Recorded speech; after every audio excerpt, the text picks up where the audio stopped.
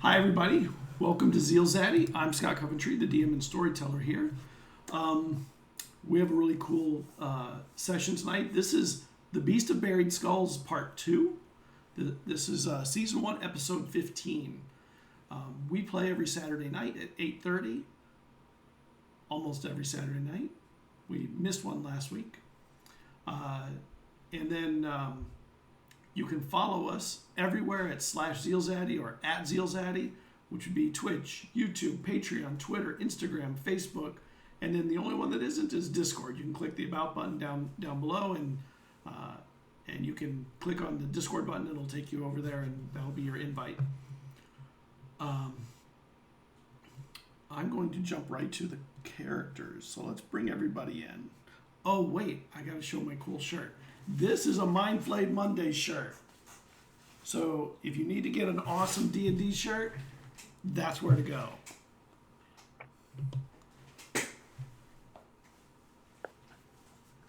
Thank you for sharing that. All right, why don't you go first, Morgan? Oh, put me on the spot. What's up, everybody? I know I was, right? What's up, everybody? My name is Morgan. I'm the founder of Mind Flayed Mondays. It is a group of DMs who provide paid services to people looking to start a group or just have a campaign going or just try the game for the first time. Also, as Scott has pointed out, make shirts on Amazon to sell. Like, here's one right here. You could be a dungeon meowster if you'd like. And we also put content on the DM's Guild. So I'm going to be playing tonight as Vezir Magic of House Magic. And I'm excited, as always, to play with these people. These people. You people. You people. Let's go to Tiffany. Hey, I'm Tiffany. I play Caradwyn Sagewind, our bard and anthropologist. I also run Dungeon Damsels, which is my own campaign, homebrewed and about a bunch of strong ladies in friendship. We can find us on YouTube as well as a bunch of podcast platforms. And Scott wanted me to mention that we have merch. So if you find us on YouTube, check out the description. There should be a link tree, and you can find all the stuff there. Check us out if you're interested. All right, and Brandon. Hi, I'm Brandon. I play Morkant von Amstel, the cleric of the group. And I'm excited to play with anybody and everybody, especially these people. And we like playing with you too. Anybody want to jump in and say anything about who Eslov is or Dylan's playing, although he's out tonight? Eslov is a barbarian who doesn't rage unless he absolutely has to, and he likes to grapple things. Yeah. He is a white dragonborn. I enjoy Eslov a lot.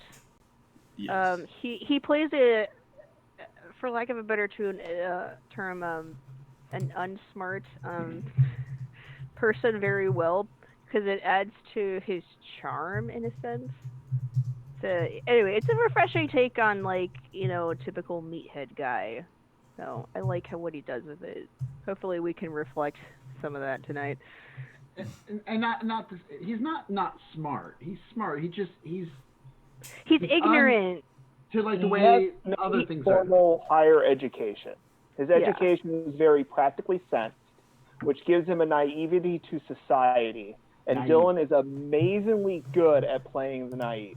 He's probably one of the best people I've played with playing that archetype. And it's an amazing character. Yeah.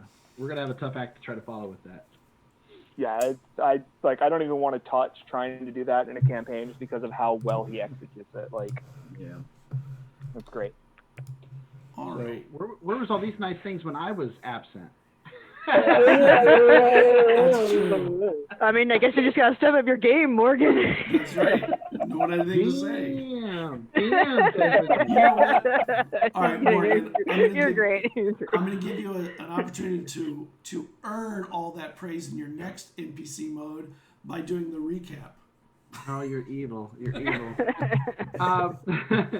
We started off where we left off it was like a week or two prior, where we were inside of this like underground network below the city of Phelan.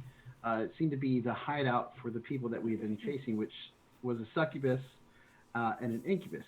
I don't know if we knew that in character, but out of character, just for people watching, that's what they are. They have been charming the entire city, taking artists and forcing them to do work for them, basically to find their purest passion.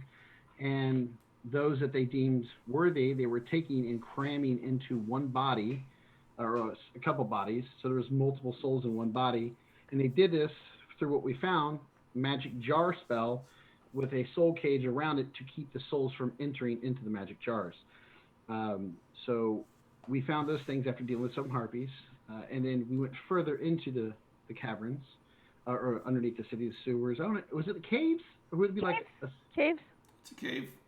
They're like my natural caves. Yeah. And we did, as we went further in, find another entrance out into the city, in another part of town, by a carpenter shop for Drescher. We continued out. We found some strange stones outside, and what looked like had been a ritual done recently with an animal's blood. We didn't have time to examine it because we wanted to get back into town to ensure that nobody had tried to free the succubus that was currently trapped inside the soul. So we headed back, exited to the part of the city near Drescher's, which is when I found out that it was called Drescher's, because we were taking note of it so we could come back and investigate further. Once we did that, checked at the soul, found out the succubus was still trapped, confirmed our suspicions that Aeotis, I can never say his name right. Aeotis was actually the incubus in disguise by fooling the succubus trapped. Then we headed to one of the elders' houses, who had Drescher working on her floors. And when we got there, we found Drescher upstairs doing the naughty with the elder, the female elder of the village. Confronted, we quickly discovered, using Dwin's detect magic ability, that Drescher had illusionary magic on, which gave away that he was actually the incubus that we were hunting, which led to an all-out brawl that nearly killed the party, almost TPK'd us, but we did win. We did win. We did win, and we were able to secure or protect the woman from dying and ensure that her secret was safe with us. And that's kind of where we left off. Yep. You had actually left. The gnome went to pay the rest of the carpenters off and to find other people to finish the work. And you were leaving, and that's where we are right now. You're on your way out. One other thing I almost forgot. Dwin and Vezrin were trying to hook up the captain of the guard with the gnome worker for the elder. So very important. Yep. Very important. So for all those Love Connection fans out there, we're trying to set the captain up. He needs a woman in his life. Yeah. Did I redeem myself, guys? We'll talk good about you during the next episode. All right. So you are heading out. Where are you going? Okay, I know we needed to talk to. We want to go to like the Deathsman, and we wanted to talk to the musician, maybe.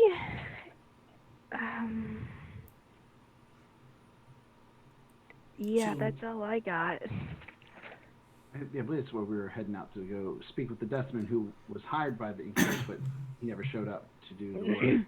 Or so the Deathman did, but the Incubus didn't show up with the stuff for him. Yeah. So. Well, what's our next step? We've figured out who the Incubus was. Should we check on the artist with the many souls in them to see if the charm ended, or I don't know what the next step is here.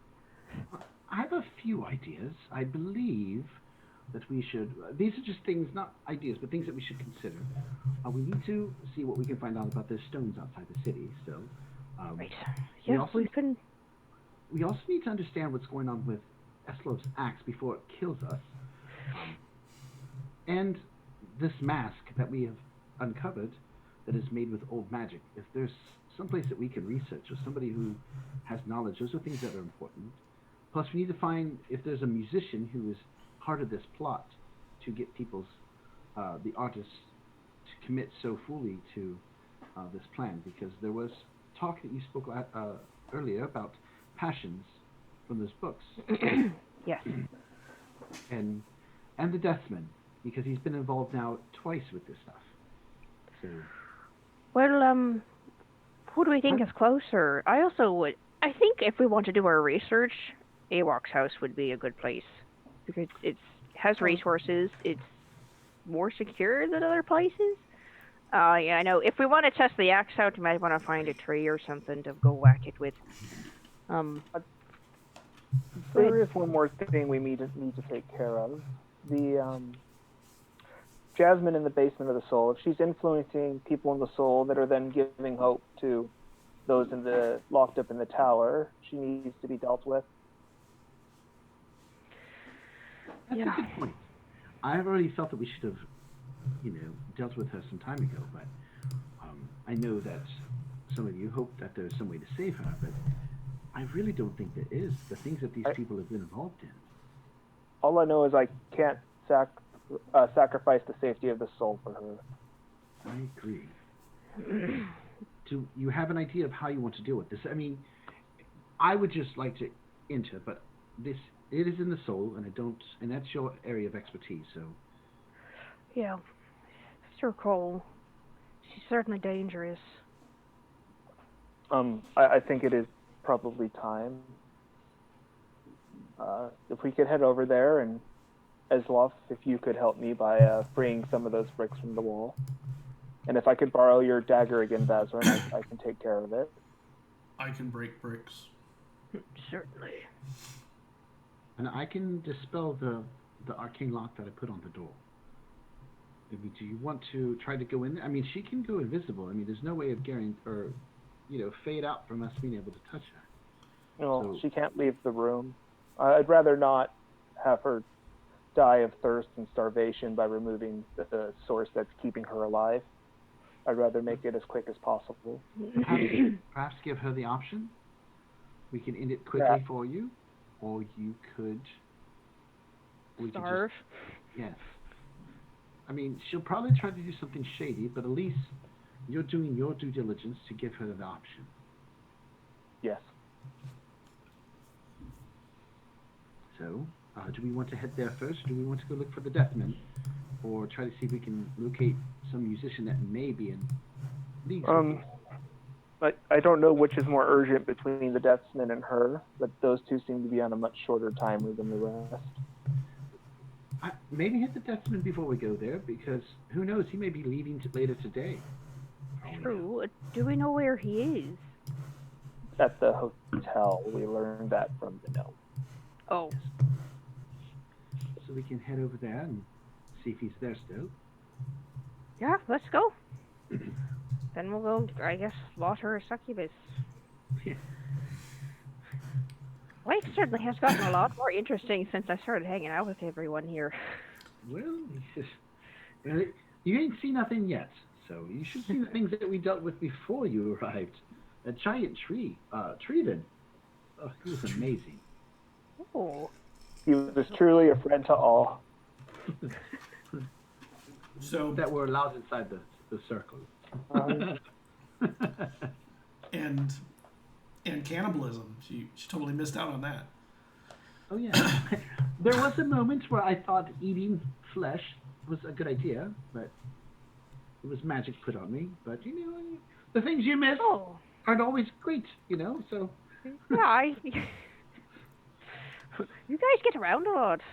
I mean, I've traveled through the woods here and there as a furbolg, but you mostly deal with animals and the creepy part of the woods. Have you had any dealings with Fae? Just curious while we're walking.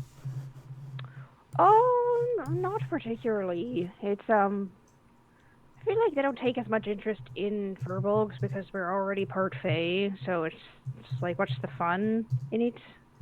I haven't really ran into them. I've had to like. She like thinks back and she's like, well, I might have, but I'm not really sure. As a worshiper of Quiel, we do a lot of I can't think of words. Sorry, I'm tired. Chilium? Well, that's just the basic stuff. But yeah, like we induce states of altered states of mind to sort of enter this primal state of nature and bond with, become one with nature in that way. And so anyway, I've been high in the woods a lot, and maybe what I saw were Fae, and maybe what I saw was just a lot of drugs. Well, I actually think I met a Fae creature on the way here my first time out after I left my home. It was, yeah? Yeah, a strange little creature. It tried to trick me with some lights, and I almost bought into it as I went further into the woods. And then I decided to turn around because it seemed odd, and he was stealing stuff from my horse. When I approached him, that sounds just like it. Yeah, when I approached him, we were able to speak on kind terms, and I made a bargain with him. He could have so much stuff, and I fed him if he let me travel through the woods. Simple bargain, no real threat or anything like that, but he liked me. He thought I was an honest person, and the dealings went well with us. So that's good. Decent experiences with somebody who was trying to rob me, but yeah, I'm just curious. Just be careful with the bargains you make with Fae. Oh yes. You might bite off more than you chew. Yes, I read the book recently at the library that suggested to be more careful with those in the future. So definitely will take your advice on that one. So Okay. about this time, will we be there? Are we at the end Yes. yet? You're at the end. I know you're letting us talk, but As you get to the end, you see that there's a cart out front with a kind of old mule, and in the cart is an old hound dog that you recognize from the deathsman in Raesa. And the old hound dog lifts itself up kind of slowly when it sees you coming up, and it stands and it lets out a howl. And its tail starts wagging. we've seen this dog before, yes? Oh. I believe it is the Deathman dog from Raisa, if I'm not mistaken. I'll Carrot. pull He's out happy. I'll pull out a couple like jerky from the rations to like offer to the dog. Happily takes it.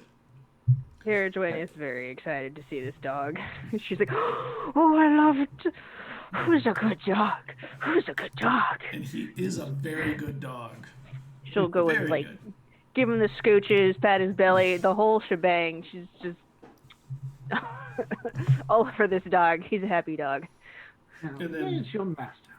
And then a moment later, you see this thin, kind of almost emaciated old man come out of the inn, and he sees all of you. I know three of you. Yes, it's good to see you again. She's like, hi. This is our What friend. are you doing to my hound? Oh, he likes the pets, don't you, boy? He's supposed to be a guard dog. Well, to be He's a fair, terrible guard dog. you gotta train him to do that. to be fair, I remembered your outstanding animal companion here from when we met you and did business in the other city. So I just thought I'd say hello to him again. And my friend Wynn, she's amazing with animals, and she thought she'd give him a nice little rub.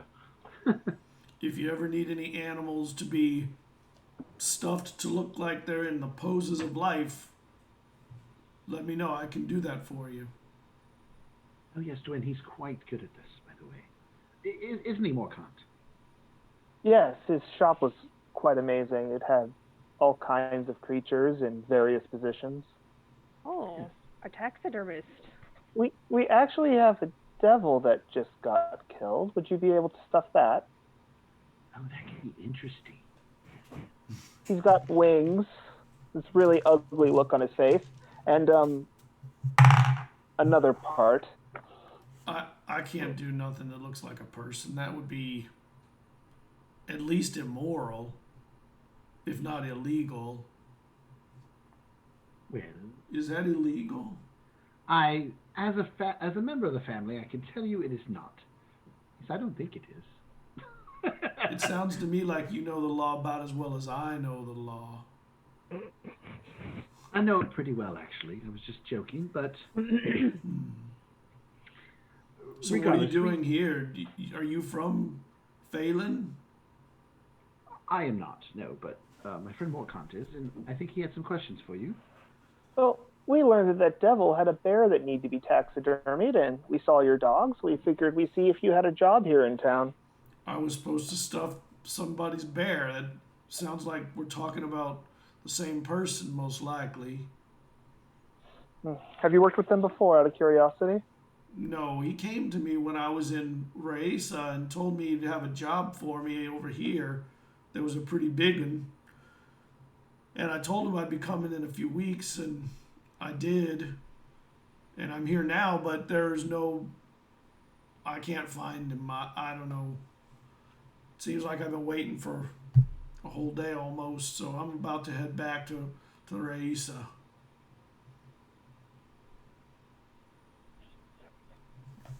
Anybody else speak to you about this job since or prior?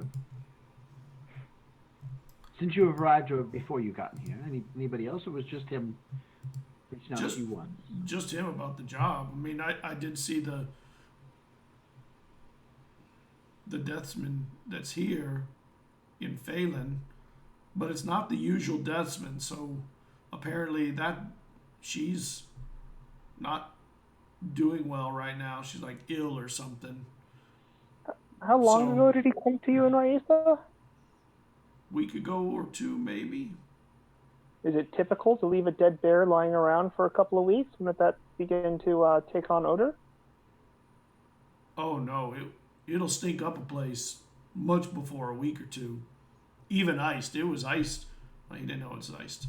He said that he'd have it iced, but I wonder how he knew he'd have a dead bear. Maybe he's a I hunter? don't know. That's beyond me. I don't know. There aren't that many bears on Elixia. You actually know that there's not a whole lot of bears here. There are a few, but there aren't many. Carradwin, you know that. Yeah, she's like, that's true. There aren't a lot. A lot more foxes. There's a lot of foxes here, you know. Yeah, a lot of foxes and bucks. Foxes make nice table ornaments when they pass.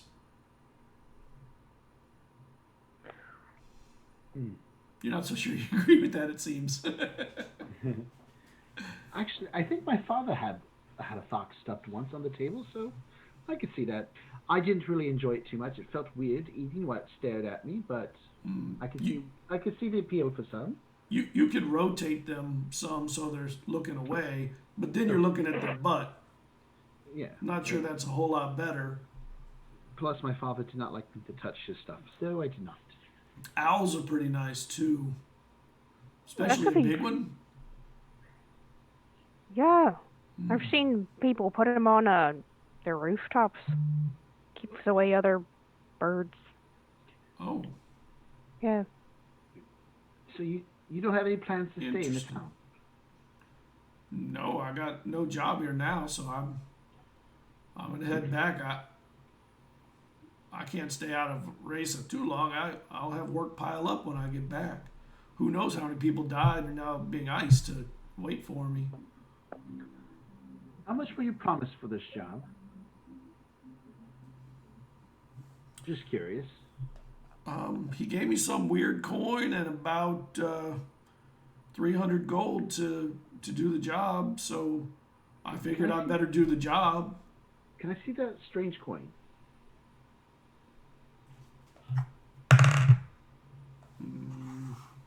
Do I get a sense that he's being genuine? Yeah, he's being. You get the sense that he's pretty naive about stuff. Okay. Are there other taxidermists on You the don't know of island? any. You don't know of any. She asks him that though. Oh, are there any more? Oh, not that I know of. As far as I know, I'm the only one that. My pappy taught me, and I don't think he taught no one else. And Would you say it's a passion of yours? yeah, I love making them look cool. Make him pose on? Oh yeah, and sometimes Yeah. I do other things that are like I made this thing where I had a rabbit and I put some horns on it, and people think it's real, and that is so funny. Have you ever made a fish with arms? No, but that's a really interesting idea. Although, where would you get the arms? Monkey? Oh, there's not very what? many of those. A monkey. I'm sorry, I've just read about him. It's I don't it's know. you won't find him here. Well, that coin though, I just was curious if it matches some of the other ones that we've seen these individuals hand out that drove the people here crazy. And he goes digging through his pocket, and he pulls one out, and he hands and he holds it for you. Mm-hmm. And it's one like you've seen before. And how much is this worth in gold, by the way?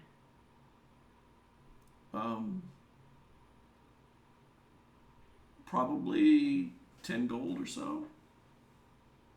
If I gave you 10 gold for this coin, would you be willing to hand it over? It's not so much that I want to keep it, it's so to protect you from... They put strange enchantments on this coin. Are you sure? I have to tell you, I have had weird dreams ever since I met that man. Yes, and that's the point. They wanted you to have strange dreams. Was there a woman in red? In There dreams. was. Are you dreaming the same thing? I haven't in a minute. What did she say to you? She told me that I could be one of the greatest taxidermists in the world, actually, not even on the island. If I came here and accepted a job, it didn't say what job, and with that, I could learn things I would not have ever learned in any other way. And then she started to choke me or something in my dream. I woke up and I was here. Yeah, that coin is part of the problem. It's only one piece of the problem. He puts it on the back of the cart. I'll take the 10 gold for it. I don't even know how you spin that thing. It's a weird metal. I don't know what it's worth or anything. Well, I know you already kind of paid for your services, but for the trip, take the 10 gold for sure, and perhaps that will make up for your wasted time here. Well, the 300 was paid in advance, so that covered my trip. But I'll take the 10 anyway, and he slides that into his hand and into his purse. I don't mind. Well, if you happen to have any more dreams, please send a letter to Morkant at the Soul here, so that way we can investigate further and making sure that nothing happens to you. Morkant at the Soul. Yes. You also may want to reconsider the logo you've been using for your death house. They seem to be followers of an ancient god that uses that as his symbol. Oh, that's weird. What ancient god? I thought there was only a couple gods. Yes, a time before the War of the Gods, when Akor, in his blessed greatness, was able to vanquish such lesser beings from divinity. I kind of like it, but will it do things like this coin did and bother me in my mind like that? I think it invites them to come and talk to you, and then they're more likely to do things of that nature. Symbols carry power. I don't know exactly what that means, but it sounds like something important. Yeah, just you're inviting trouble if you keep it around. All right, I could change it then. I only had it on one little sign, and Lord knows I like to do some woodworking here and there. Yes, well, I'm glad that you're okay, and I'm glad that we've had this talk. Again, if you have any further issues or questions about related to this whole thing, not just in general, but anything with this, please let Morcant know at the Soul. Oh, and feel free to inform me if there are any other major issues going on when you get home. Morcant at the Soul. Yes. I just write it down for him, the name. And he looks at the paper, and he looks at it for a long time, and he goes, I don't know what that is supposed to say. That's fine. I'm sure if you were to write something, It'll you'd have have somebody to help you. clear. Yes? I can't, I'm sorry, I can't read or write. I'm not. The courier can take care of that for you. Yeah, you can find a scribe. Yes, and just have this so they can see. Oh, and he takes the paper, and he folds it up. And he's kind of, when he folds it, he's very careful, and he's very measured in this fold. And he folds it pretty small. Even squares. Yeah, exactly. Like Like he's very 8 times. precise. Yeah, he's super precise, and he puts it in his pouch. His hands were very deft. All right, I better get on the road soon. I don't want to be stuck another night. I can't afford another night at the inn. So it was very nice seeing all of you again, and it was nice meeting you. What's your name again? Just call me Dwayne. They call me Hog. Nice to meet you, Hog. And she'll like go and pat the dog one more time, and she'll tell the dog, "Do you think you can be a better guard dog for your master here?" No. No. No. You're so cute. That's Bessie. He's useless. He eats food a lot. That's about it. Well, he makes a good companion. He's good for that. He couldn't guard nothing. He will bark every now and then if someone broke in, maybe. Maybe. Oh, do you think he could bark more if people come close?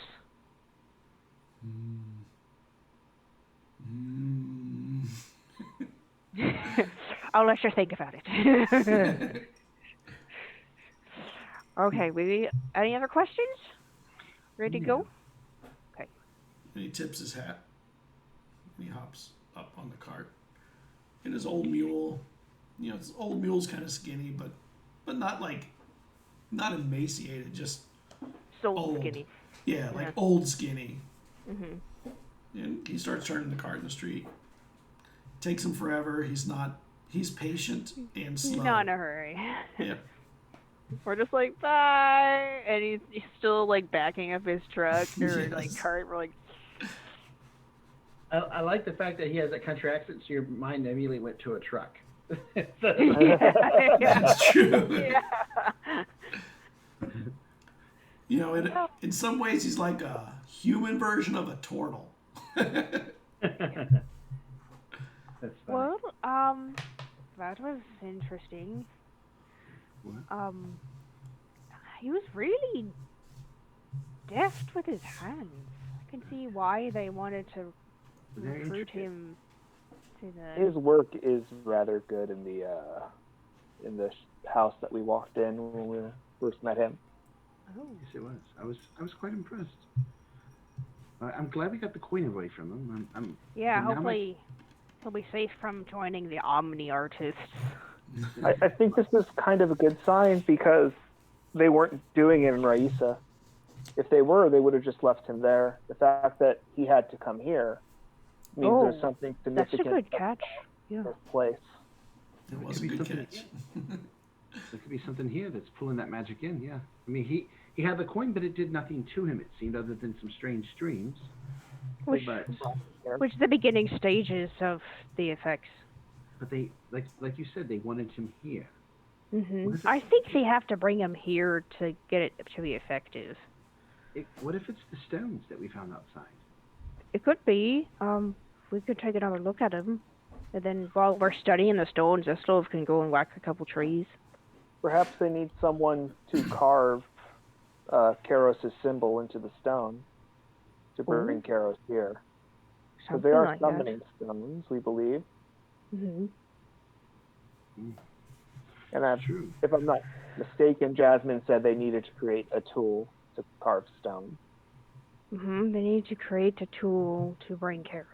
What if the mask allows you to nullify the stone to where you can carve onto it? Huh. Because the mask nullifies magic. What was that? I didn't hear you. And then, I was just saying, then carve the symbol of Karos in there perfectly. Mm-hmm. We have the mask with us, right? Yes. It's in your pocket dimension. Oh yeah, that's right. I'm just curious as to how the mask would react to Eslov's weird shaman magic. Because it seems to have an odd effect on a lot of things. Morgan, I also put the pouch, the magic of the pouch, into the Discord for you. Yeah, I saw the pouch. Yeah. I saw it. Yeah. It's a good pouch. But is it though? Is it? It's brought me nothing but shame and pain. So where are we going next?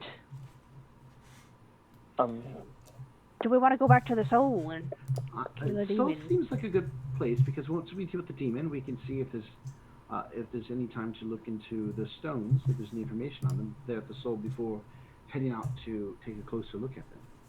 We can also see if Ida has made any progress on finding out anything about the stones herself.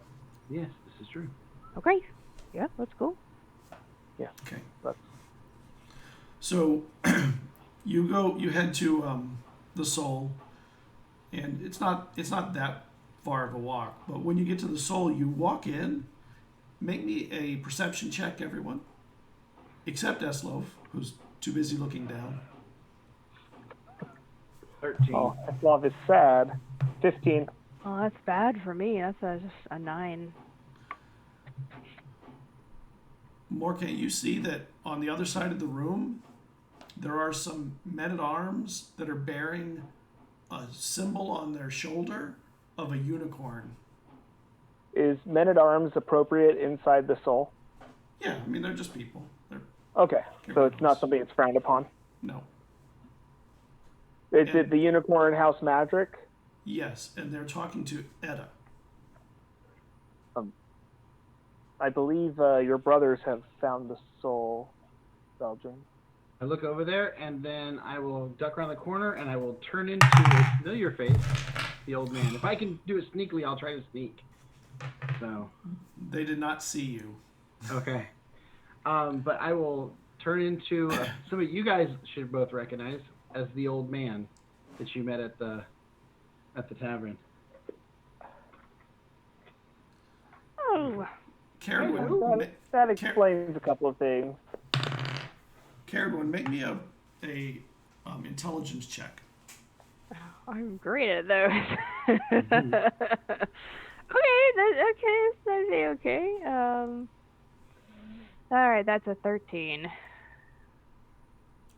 One of those soldiers is looking at you, an older one. I have to go to the privy. She's just gonna leave. I'll meet you both downstairs, and then I'll head over to Ida and the guards. And I'll act like I'm walking. Oh, dearie, can you help me, please? I'm talking to you, Dwayne. Could you help an old man? I'd like to go for the... Of course. I mean, it's the old man from dancing the other night. Yes. Yep, I can help you. You hear her change her accent, and then she's just like gonna Something else you and I have in common. We're hiding from people. Everybody's dancing. She's gonna she has like a headscarf, so she's just gonna try to just casually pull it over her head. I don't know. So as soon as we get like far enough away, like someone like in my voice, even though it sounds weird, come from this old man. So what are you hiding from? Seriously, I knew what I'm hiding from, my family, but you seem to be worried about something as well. Just say I have a really. Let's just say I have a bad ex. Bad ex. Ooh, the plot thickens. We will have to discuss this in further detail later. Sorry, I had to change my dice because they were rolling terrible. No, you don't. You should keep those dice because they're Yeah, rolling they terrible. seem like mighty fine dice. Some dice just got put into the cursed dice area. They have to earn their way back out. Hopefully Morcant can resolve this issue for us and we can be done with them. Let's go downstairs. And then I'll act like I'm old and feeble again. And one of the Edda, you see, turns and sees you there, Morcant, before you head down. Morcant! Hello, Edda? She's across the fire. She's across the room. Morcant! Well, I was going to be heading towards them while the other two went away. Okay. All right. And she calls you not quite so loud. And as she walks up to you, there's some soldiers there. What's with all the well-uniformed gentlemen we have here with us today? Make me a... What?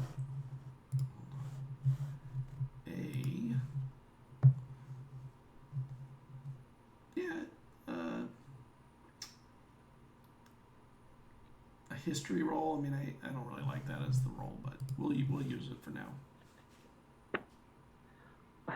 Nat 20. Okay. And that's for a 20 because it's +0. When you were a kid, you remember seeing soldiers that look like this, and you remember your mom calling them chevaliers. And from what you know, these are the soldiers that come from Cairo, and they're the defense of the realm. These gentlemen here wanted to speak with you and Vestrin. I don't see Vestrin, but he's usually with you. But they needed to speak to him, and they have a letter for him too. Sir? I'm not exactly sure where Vestrin got off to, but I'm here if you would like to talk. Is this place all right, or do you gentlemen prefer somewhere a little more private? We can only speak with Vestrin. Well, I'm afraid he's not here, so I'm not sure how I can help you. Where are you staying? If I see him again, I can direct him to your location. And they look to each other and they go, "We'll sit on the bench over there and we'll wait." Well, there's no guarantee he'll ever show up, so make yourselves comfortable. Make me a perception check. That's going to be a 17. Some of their clothes look tattered and maybe damaged, like from a fight. Did you gentlemen see combat on the way in? We did. There was some raiders that took 5 of us. That must have been quite the group. You seem capable. It was...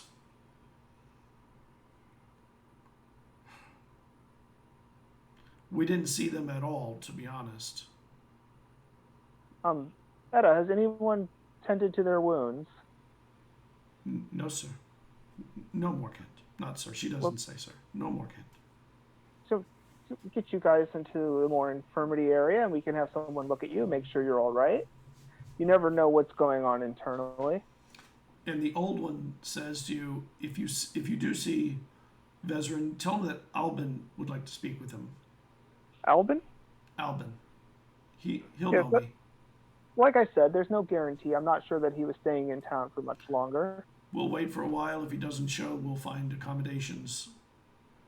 Lovely meeting you, gentlemen.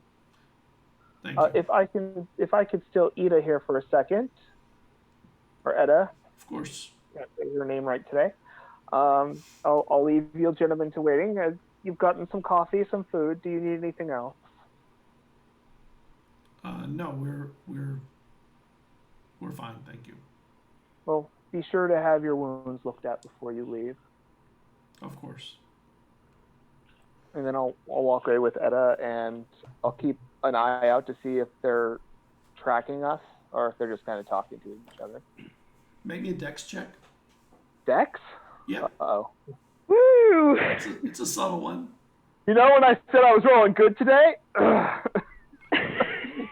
When you turn to walk, the space between you and Edda gets very narrow, and it's almost like your arm bumps around her shoulder a little bit, and then like she stays in that vicinity as you walk. There's a lot of people in here today. Have you discovered anything about the stones by chance? I did. They're fey magic. Do you know who put them there? The fey, I imagine. But it requires blood and maybe even a soul to use. And what does it do? It moves you somewhere from here to somewhere else. But I don't know where.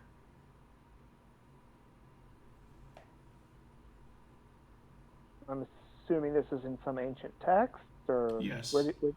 Yes, I found it in an old book. There was apparently there's a couple of other stones like that somewhere on the island. Terrific work. I always knew I can count on you.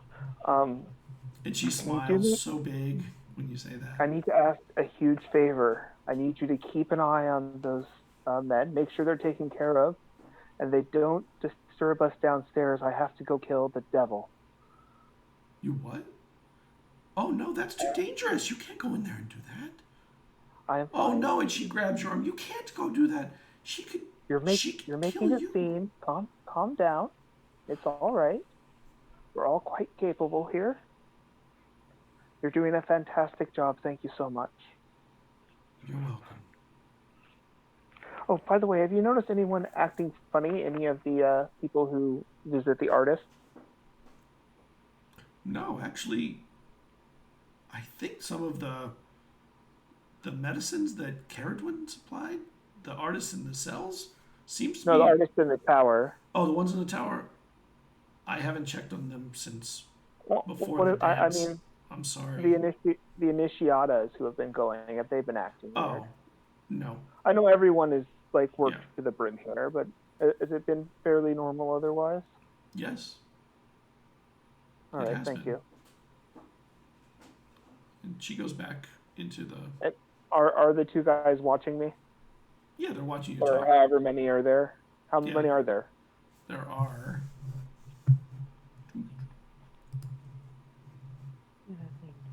5. All right. So, are they watching me? Sorry. A couple of them are watching. Some of them are just looking out into the room. You know, they're doing what people do when they're doing nothing. Okay, I'll just take an awkward... Is there another way to head down that isn't just the straight, direct path? Or is it just all kind of a spiral? It's just a big spiral, the whole thing. I'll Spiral just up or casual- spiral down. I will, as inconspicuously as possible, just head in that general direction. Okay. What are the rest of you doing? I'm assuming Eslav and us all went downstairs, right? All three of us went downstairs. So Eslav would probably been knocking the bricks down. Yeah. That way, when we're ready, we can use the magic to unlock the arcane lock for Morkant. Okay, so you're down Yeah. there already ahead of him. All right. Yeah, trying to break down the bricks. Oh, I might need to slap y'all. I might need to slap a few of you down here, just so you know. Seemed pretty effective last time. But if I start acting funny, you have my permission to slap me, but only down here.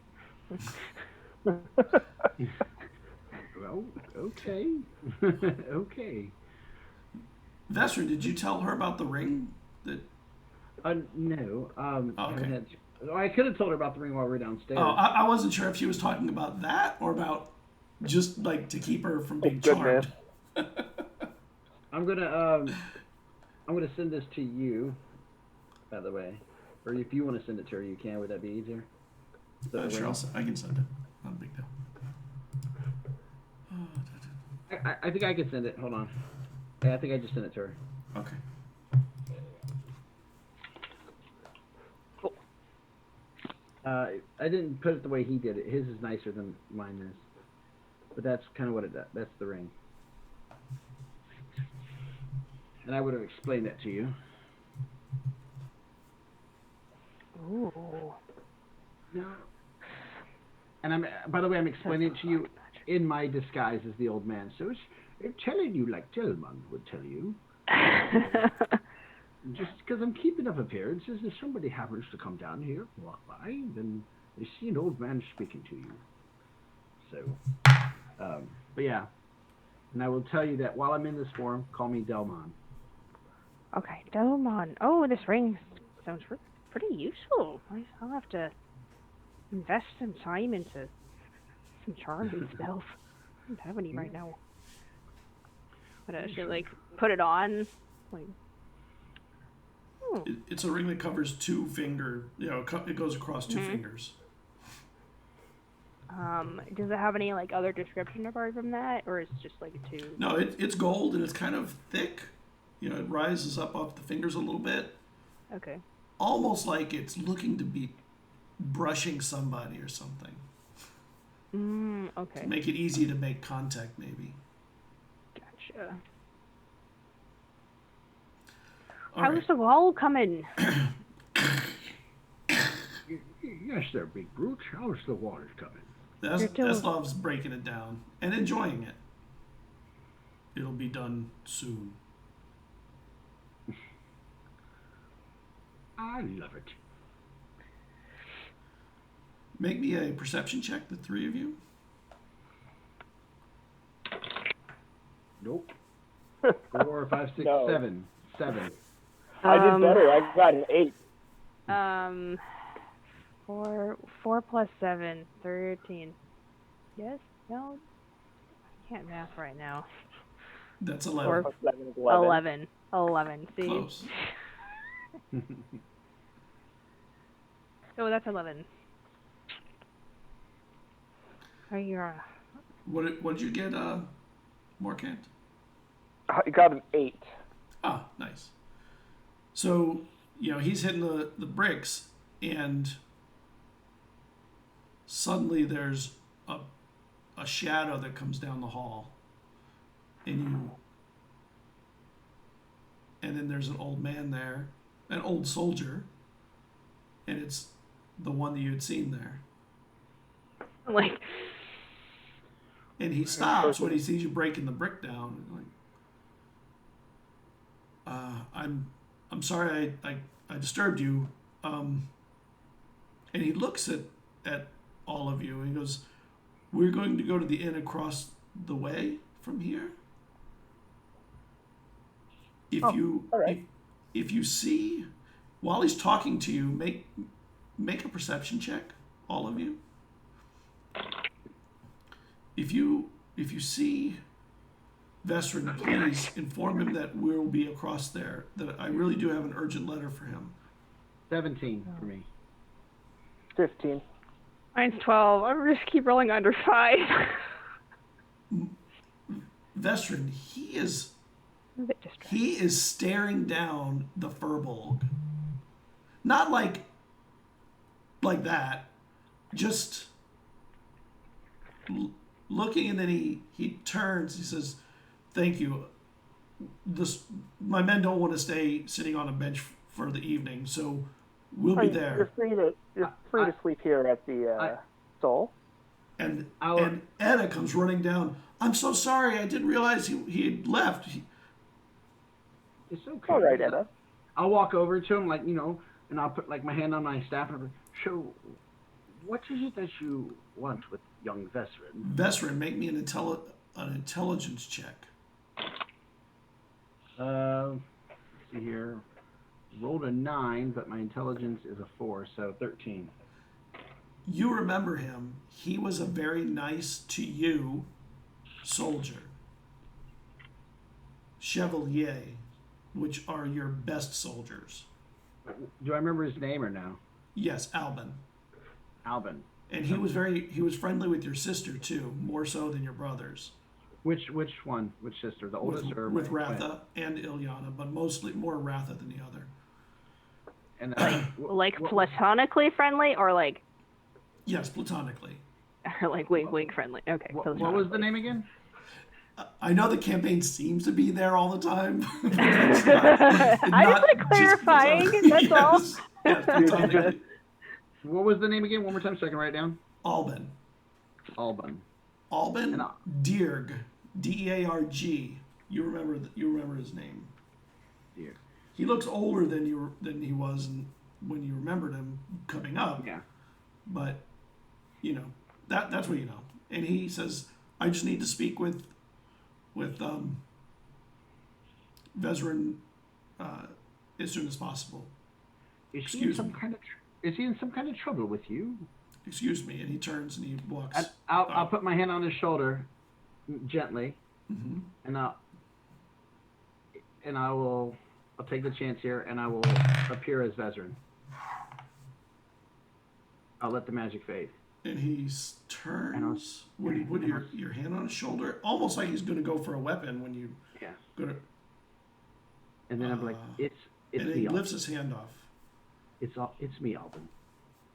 I see. Are you here to arrest me, or are you here for some other reason? No, your sister got your message that you needed soldiers here before your brothers did, and sent us to come help without informing them of what was going on. Yes, well, I believe Morkant was the one who had requested at the time we were dealing with some stuff, but your presence is a much needed, it's much needed this time. Well, my men need a little rest. I do have a letter for you. And he reaches in and he hands you a letter, which I'm going to put in the Discord.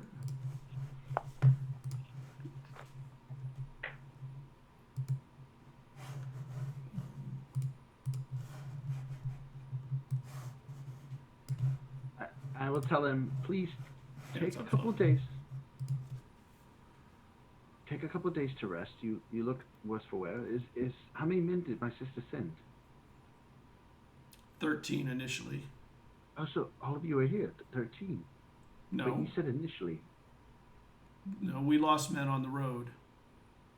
Oh no. We were ambushed or something. There was a trap set up, and some of the scouts fell into it and did not make it. Do you believe it might have been my brothers? They can be shifted. And he laughs. Your brothers could never set up a trap like that. And he catches himself and realizes he's laughing about your brothers to you. And I laugh. He catches himself. Too. But I laugh and I tap him. No, you're fine. My apologies. I should not have done that. You're fine, Albin. You're fine. You've been good to me and my sisters. You're fine in my book. We'll be across the way. Nice to meet you, Morkant. And I'm going to write a real quick letter. Just something real quick. Oh. I'm going to tell him, and I'll put my seal on it, take a couple of days to recuperate and mourn your losses. Not one, a couple of days, as much time as you need. When you are ready to help, speak with the captain of the guard. He can fill you in with what we told. And for now, just see how you can assist him for now. Why could the guard not handle whatever it was? There's been a lot of magic that's compromised most people in this city. You guys can be trusted. They can't. Understood. Work with him, but if he seems odd or doing things that aren't fit, please report to me. and then we will help. And when we need you for other things, then we'll reach out to you. But for now, just the best thing we can do is get the city back under control. And your assistance is much appreciated. Good evening. We'll get some rest and I'll go see the captain in the morning. And then I'm going to hand him a couple gold coins as well. He doesn't take them. Yes, I insist. Take these. I cannot take your gold. I'm already paid by the gold of the capital. It's not about that. This is for you and your men to have several drinks tonight in honor of those you've lost. That's what this is for. I'll make sure it's spent on the men. On the soldiers. Because he doesn't say men because there's some are women too. Yes. Spend it on those who've worked hard and have made it here. And respect those who have fallen on the way here. So. And thank you. Nice to meet all of you. And he looks at you, Caradwyn, when he bows for a moment, and then turns and leaves. So, Dwyn, I noticed he was staring at you. Is that perhaps the gentleman that you spoke about briefly on our way downstairs? How is that wall coming? Wait. What did I miss? The wall's mostly down. You can probably... I can squeeze in now? You can probably pull a few bricks out and open the door fully if you wanted to. All right. Well, you can open the door and try and lock it. But just so you know, you have Ida, and she apparently has Alban. What do you mean? I never confirmed that. Well, was Alban your assistant? Well, I mean, plenty of people stare at me. I'm 7 feet tall.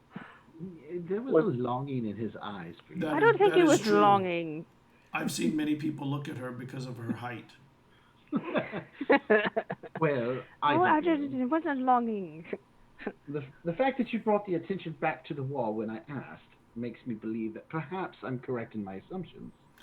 That's right. Well, I'll just let you think that for now. I think she's hiding something. Well, forgive me. I don't want to talk about things that are embarrassing to me right now, because we got a demon to kill. Understood. Understood. Right. Vazner, if I could borrow your dagger, please. I will. Actually, I don't think you ever gave it back to me. Did I never give it? I mean, it's been days. I'm sure at some point I would have. You asked me, and I like pat. I think you still have it. Oh, I skipped my mind. I do apologize. No worries. But when you're done, please clean it, and then I would like it back. Of course. So I'll climb through the broken stones, and I'll get to the door. Is it unsealed? It still has the arcane lock on it. No, it is now. It's unsealed. Okay. I just missed that. And I'll give it a knock. And Jasmine? Actually, no way. I won't do it yet. You don't hear anything. We've come to kill you.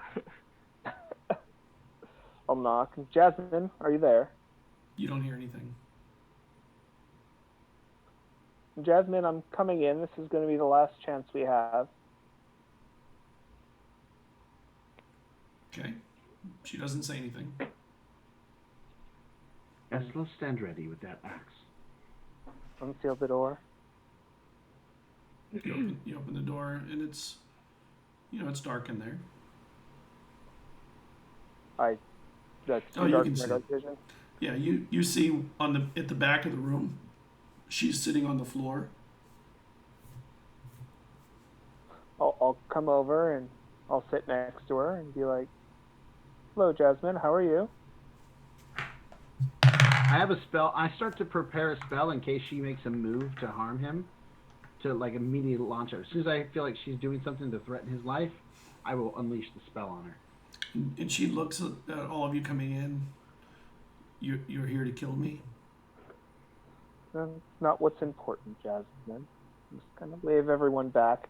How enfeebled is she at this point? She looks tired. So I'll just kind of like scoop her up a little bit and pin her arm to one and try to hold on to her other arm. She tries to push you off. I'll just be a little bit more forceful. So it's okay, Jasmine. It's okay. So we caught up with your brother, and he has met his fate at this point. And there's a lot of suspicion that you've been manipulating people here in the Soul. Have you? I haven't been able to manipulate anybody. What have you been doing down here this time? Sitting. Is there any way you can break the charm on the people in the tower, the artists? Yes. I'll grab my water skin and I'll hand it to her because I'm sure she's thirsty. She takes it and So- she drinks a little. She drinks. Take it back from her and I'll set it down. It's like, well, can you do that now and free all these people from what you've done to them? It'll wear off on its own. I can't do it from inside here.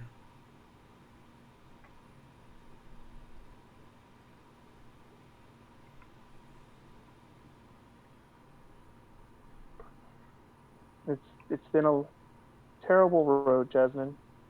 Your brother I had to take care of because he harmed someone under my control, You killed under him. my protection. Yes, I was there when he died. I attacked him and he is now dead.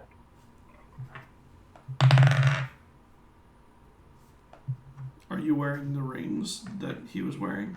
Anyone? Yeah, Caradwin put it on. It was Festrid. And she sees the rings. I see. It's true. Do you have any more brothers in the city? I don't.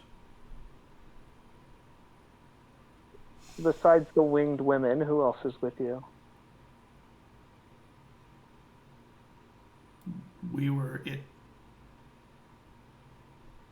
Is there any way for you to get back from where you come and never return?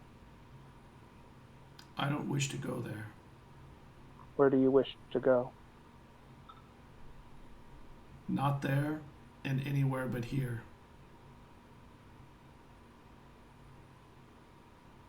But can you guarantee? I step up and say this, even though he's talking, just because. But how do we know that you won't do what's in your nature to others and somewhere else? We can't guarantee that. Can't guarantee you won't continue what you started here somewhere else. Put me in prison somewhere. That would be better than this. Do we have a prison that we could put her in? You have jail. You have a jail. Can you trust? This is Brandon, not Warcom, but can you really trust her in a regular jail? I don't think we could. The only thing is the seal that's keeping her here. Yeah. Um, Both me and Vezrin don't think we can. So I'll, with her in my arms, I'll kind of cradle her tight and prepare the dagger in my offhand.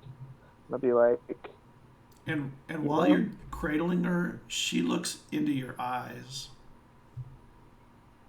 Go and ahead. I'll be like, you know, you've brought a lot of darkness to this city that I love, this soul, the people in it, people I've protected for most of my life. You've put us, and I will do what I can to remove your sins from this land, and perhaps in the next life we will meet again as friends. And I'll lean in, and I'll give her a soft kiss on the forehead as my other hand shifts quickly in through the bottom Wait, of underneath her chin. Right before you do that, I'd like to stop you and just let her know you didn't give your brother away. I already knew it was him. You should know that before you go. She Okay, doesn't and say anything. after he does do that, I'll lean in and kiss the top of her head and thrust the dagger through the bottom, through the plate, and into her brain.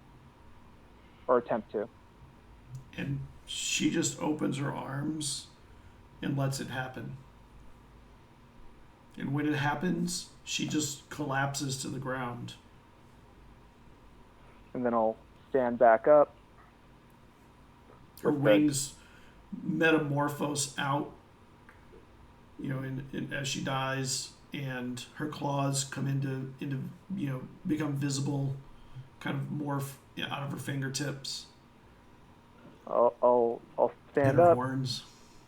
with a little bit of sorrow in my face, and I'll look at Vazarin with the dagger in my hand, and It's got like a I'll be black like- blood on it.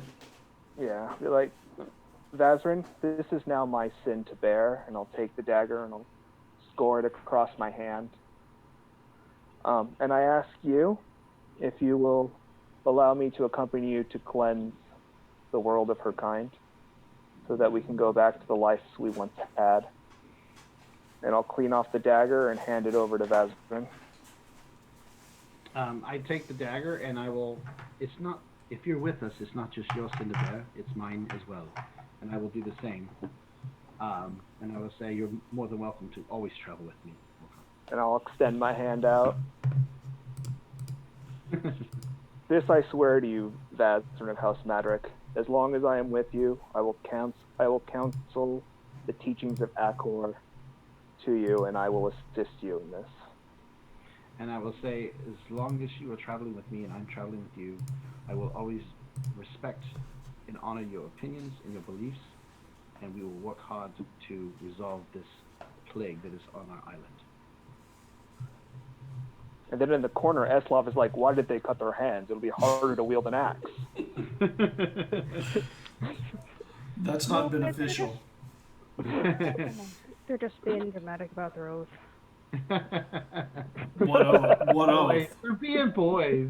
They're being boys. I was like, look, they basically got, it's like they basically got married, but they got a friendship marriage. We're all friends here. Why do we need to marry? What is marriage? And me and you're just looking at each other like at this moment it was like supposed to be like really big, just kind of like, well, now I just feel stupid, you know? I'm sorry, I didn't mean to ruin your moment. It just sounded a little like a marriage vow. We say it like that. Don't worry, it wasn't just you. You and Eslov together ruined that moment. So as we were coming together as I'm gonna like we were as well. extend my hand out to Eslov, like Eslov, it's our sin to bear together. I love it. Eslov is like, what did we just watch? I feel confused at what this was. He takes his hand and shakes it. We are bound. And he takes your hand. You have a strong grip. I respect that. So, what are we gonna do with his body? Is Ida still there? Yeah, she's standing at the door, eyes bug-eyed out. Edda, we need to prepare a funeral pyre for her. And her brother. Okay. Bury him together at least. Let the guards know. They already have the body of her brother. Oh, well, spread their ashes together, I suppose. And she turns and heads out. Well, it seems like we're done here. We should just double check on those people. See what we can learn more about the stones. Oh, by the way, Edda told me those stones are old Fey magic used for teleportation to someplace. Oh. They require his blood and perhaps a soul based on the research. Interesting. That makes a lot of sense, actually. So, like, Do you think that maybe this travels to other cities, or maybe where the Ascension people go? Perhaps it's a safer way to travel than the ponds. perhaps. Did she mention if there were other stones of this kind on the island? She said there were a couple more that are known, but the text she found it in is very old. So this is definitely knowledge that's probably lost to most people. I'd very much like to look at that. What about you? Yeah, I'd like to look at the old text as well. We can head down to the library. Be able to get a more accurate translation. And I think after that we should go to Awok and see if there's anything there that might relate to this. Maybe he's there now. If he's there, we can coordinate with him. While you guys are looking at that text, can I borrow that star book that we got from Awok's? Oh, yes. Dwayne, I believe you have that book. Yeah. Let me pull it out. And she, shuffles around and then finds it and gives it to you. Thank you. The only other thing I can think of is once we're done here, we should possibly make plans to travel to where whoever they were in contact is. Talbonese or Talbonese? What was it? It wasn't. It was like olives or something. Ovid. Talvanese and Olive. There's a V in it. I do believe Jasmine was telling the truth that it was just the two of them. Osric. Osric. Yeah, they were here, but they were coordinating with somebody in another city. We should possibly prepare to head there and investigate further. All right, so let's do our collective research, and I'll meet you guys in the library in a moment. Sounds All right. Good. Okay. So, Well- go on. Sorry. I still want to just check on the musicians, just to see if we have any. I just want to collect as many coins and not have them floating around. I just want to tie off, the loose ends that we have before we start heading out of town. Okay.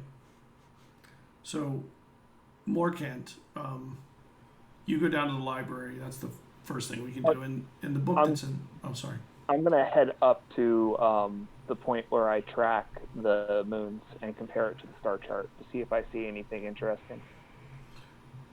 Make me an intelligence check at disadvantage. But I'm already not very intelligent. It's not easy. That's going to be a big 5 to try and figure that one out. Yeah, no. You know what? Eslov is with you, though. Oh, sweet, because he knows stars. I would bring He him. does. He notices that the book that Awak has the movement of something else called... Hold on, I gotta look it up.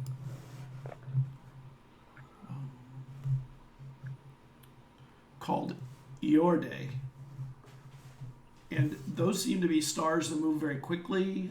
Like they can cross the sky in anywhere from a week to a whole season. And they come and go sometimes years apart from each other or something. And apparently there's one of them in the sky now. Or there should be. I mean, at night. It's not night.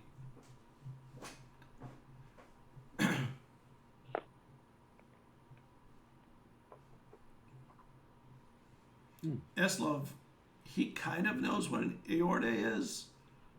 Like, those are stars that they often are portents of ill or good omens. And sometimes they only are here for a few days to more than a season. But they frequently don't return for long periods of time.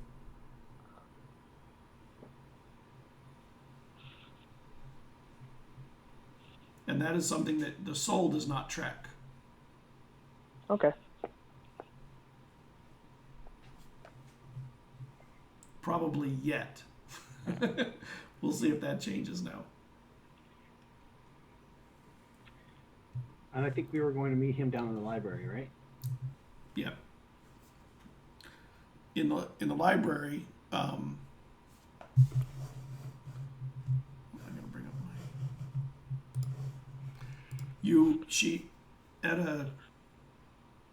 Etta had left the book out that you'd been looking at that had the information on the stones, and they know that there are some stones on the island. They don't know, the book doesn't say specifically where. They're all in the woods, and there's one somewhere near Phelan, which you know of now. There's one somewhere near Arethusa, one somewhere near Cairo, and one near Nisa. Can you say all that again? Arethusa, Cairo, Nisa, Nissa. Wait, are those the 4 biggest cities as well? And Phelan. Arethusa and Nisa aren't big. Cairo is the second biggest. Phelan's the biggest. Actually, even though those two are... Reisa is bigger than those other two. Okay. but they may not have been in the past. What if these stones? This is me talking to Dwayne. I'm not sure if you were down here yet, Morgan, because this might have been why you Probably guys were not. through. What? As we're looking through this, Dwayne, what if the stones?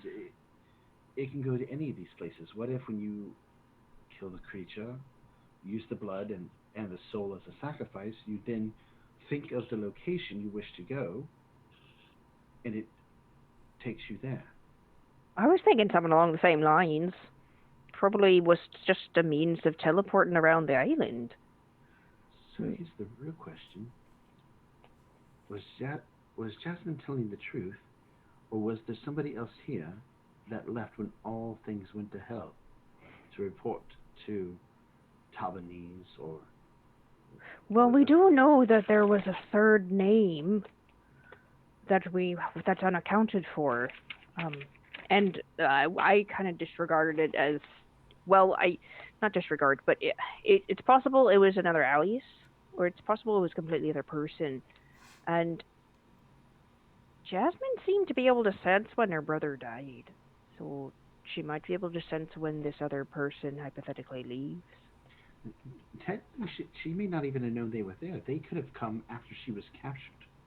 So even if she was telling the truth, it may have been her truth. She may not have known that another person had arrived to check up on them. Yes. Well, I guess the only way to really test it is to go and test it. Do we kill a creature and sacrifice its soul just so we can get across the island quicker? And do you think Morgott would be okay with that? Is he a vegetarian? Or even Eslo. Eslo was insulted by the way that they had killed that creature and hunted it. Okay. How do we This is what we do. We kill the creature, we sacrifice it, we take it with us, we cook it, we eat it. Then we're not wasting it. Is there any other details in the book that might tell us more about No. the ritual that needs to be performed? Okay. No. I think before we proceed any further that you and I need to really take a look at those stones and see what we can figure out. Yeah, I think we do need to pay a visit to the stones. Do we have the text that Edda was looking at, that old text? Yeah, that was the book that explained it. But it's a vague reference. It's not a lot of detail. Mm-hmm. Okay, just double checking. I would like to see if I can get some paper from the soul to make like a kind of like a copy of what we can see on it, just so we have that information with us. So, I mean, I know it's probably not that important. Sure. Dwayne probably would have already been on it. She would have had her book. She has she's like doing it, then I wouldn't do it. Yeah, like she has like so many notebooks. Like this is just daily practice. Yeah. So that way we can write exactly what it is. So that way if we need to, for some reason, look back to it, then we have the information fresh right there. So, I got to look at the map. I want to see where those cities are in relation to each other. I know Cairo and Phelan. I'll bring up the map. I'm curious if those make like some type of like a square or like kind of like a points. You know? I'll drop the map in the... Thank you. Okay, it's there. All right, let's see here. The more different map. Well, this is the map that we would have had written. So, Arethusa. Yeah, they're like basically kind of like the corners. The only other major ones that we know is Shaley and Resa, but those aren't on those stones. Shadley's basically a farming community for the most part. Mm-hmm. But if you look, it's at like the top. It's all along the beaches. It's all along the edges. This is probably a means to travel before, so you wouldn't have to go to the forest. That would make a lot of sense. A lot of nasty things in a forest. Well, apparently they're all in the forest. They're just on the edges of the forest, but in the forest. Yeah. This is some good information. So, we need to decide, do we plan to go to Arethusa next? And we need to know more about the stones, and perhaps Awalk might be able to give us more information as well about the stones. So those are my 3 suggestions as to what we do. We need to find out who they were working with and what they know. Read. Okay. So Tabomise, I thought Tabomise was in Raceb, but I could be wrong. No. It's in Arethusa. Okay. All right. That's all. Yeah. Let's regroup with the others and start making a new plan. What are you doing now, Morkant? Are you gathering up with them? I'm meeting up with them in the library after me and Esloff finished upstairs. Okay, you run into him in the library. Probably being a little bit like sloppy notes on the more recent trackings of the moon since I'm not the one doing it. Just being a little condescending. Well, we have some good news. Made a little bit of progress. Turns out that there are more of these portals along the edges of the forest. So we're thinking it was just an ancient means of transporting around. Seems like an expensive cost. I mean, well, if you turn it into lunch, then maybe not. What do you mean, turn what into lunch? Well, to use the portal, we need a blood sacrifice and possibly a soul sacrifice. So, to not waste the animal, we should sacrifice it, take it, and eat it. That was my plan. And we should hunt it too, so that it dies for something necessary. It should not be killed in a ritual. It should be killed by hunting it. We have to find out what the ritual entails. Exactly. I think we could hunt it, because we know that the carcass was over there, away from the site, quite a few paces, so I think we could hunt it, and, I mean, there's always, you always need more fur in this place. Cold. Well, maybe not as slow, but I wouldn't mind another fur on me.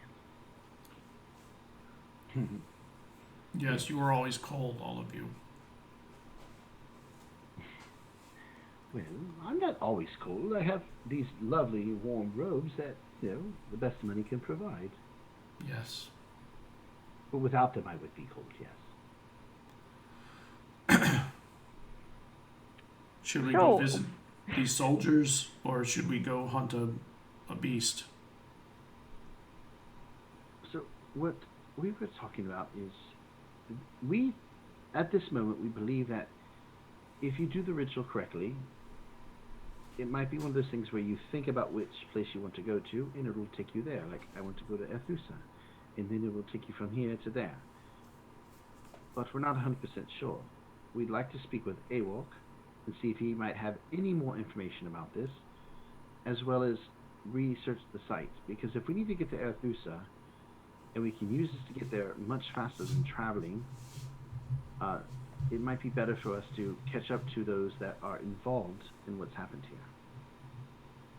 There's also the possibility that the blood sacrifice really teleports one of us. There is. And I'm then hoping that it's the we'd be circle, separated. I hope it's inclusive to the circle as well, but it's possible that we could just send one of us on an errand. Please. Well, we'd be hard pressed to get in contact. Yes, I agree. So that's why we want to research the site and see if we can figure out more about what is entailed in this magic before we even attempt to do something careless or reckless with it. But we wanted to get both of yours opinions on the situation about how we should proceed. Well, I mean, Scott, what fey creatures existed here before it was settled by its elves and humans?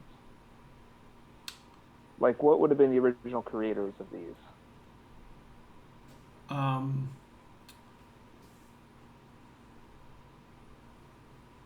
I don't know if you would know that. Make me a religion check.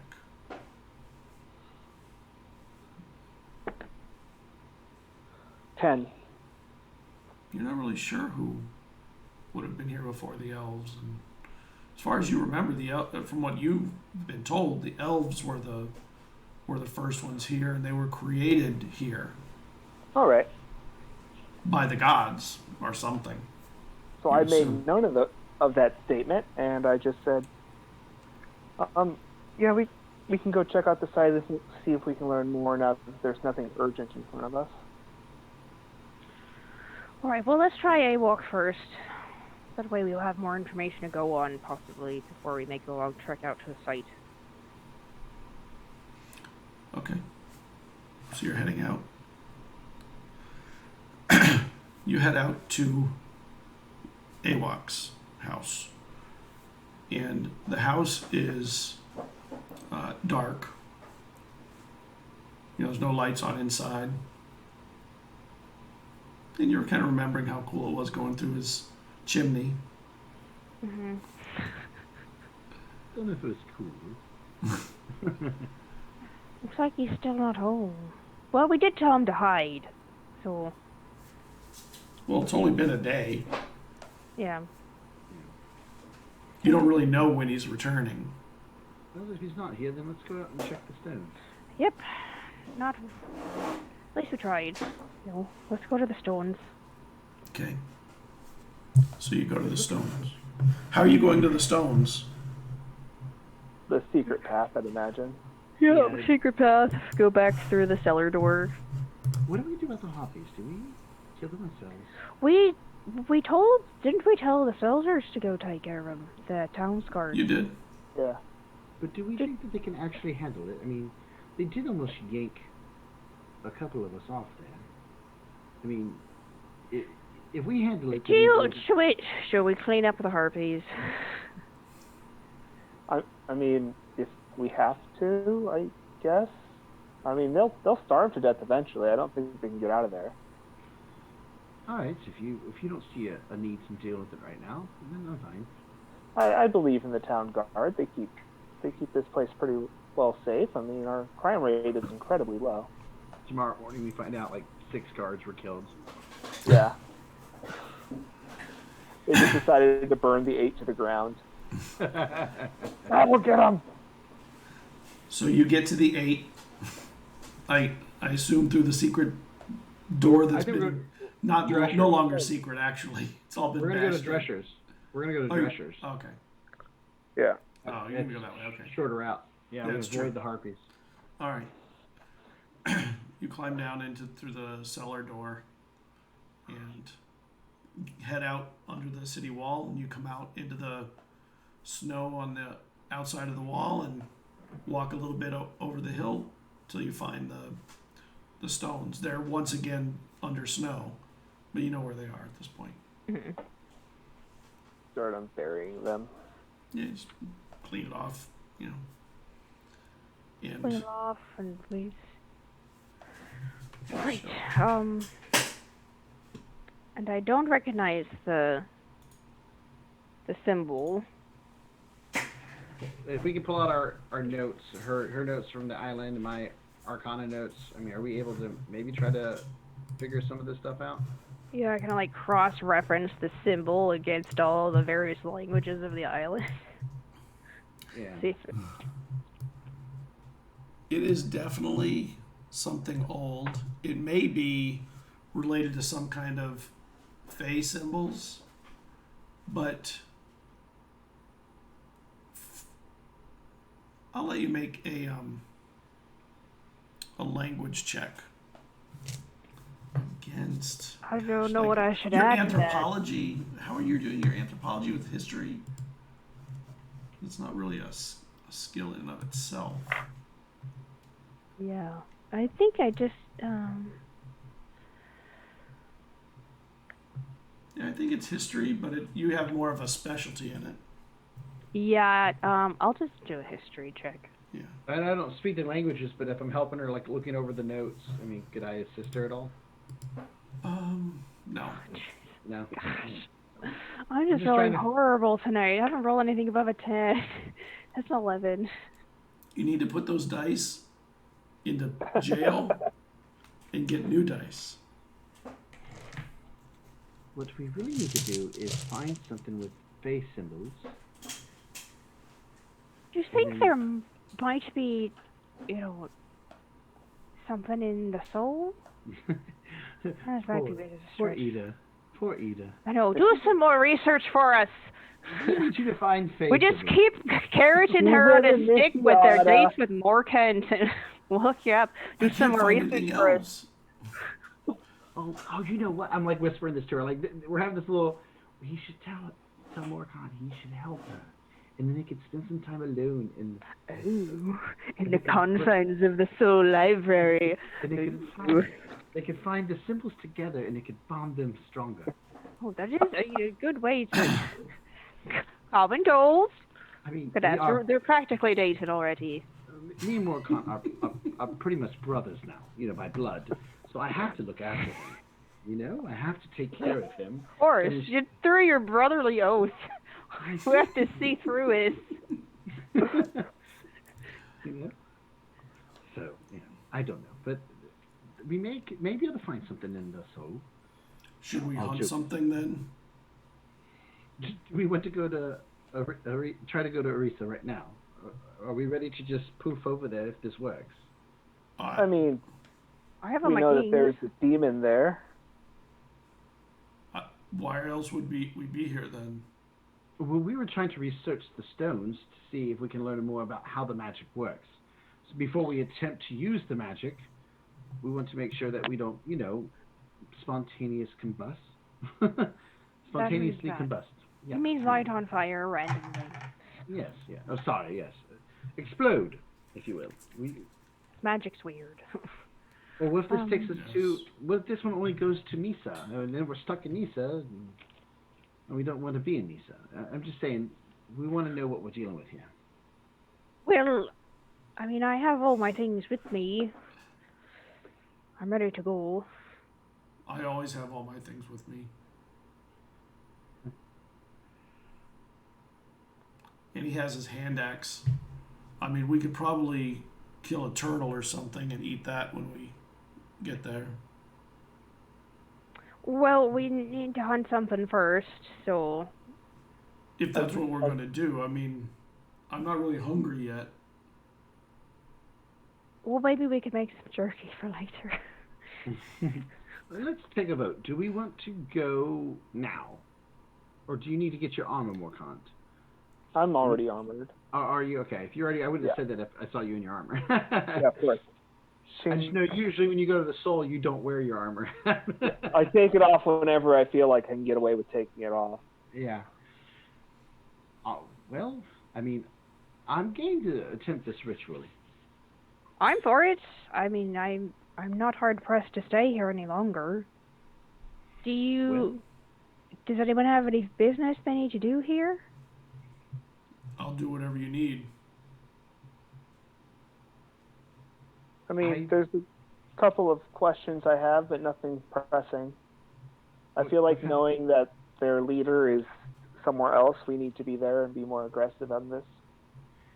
Well, you know what? Before we do go, perhaps we should let Ida know, as well as the soldiers that were sent by my sister, know that we're going to be out of town for a brief while before everybody just thinks we've gone missing.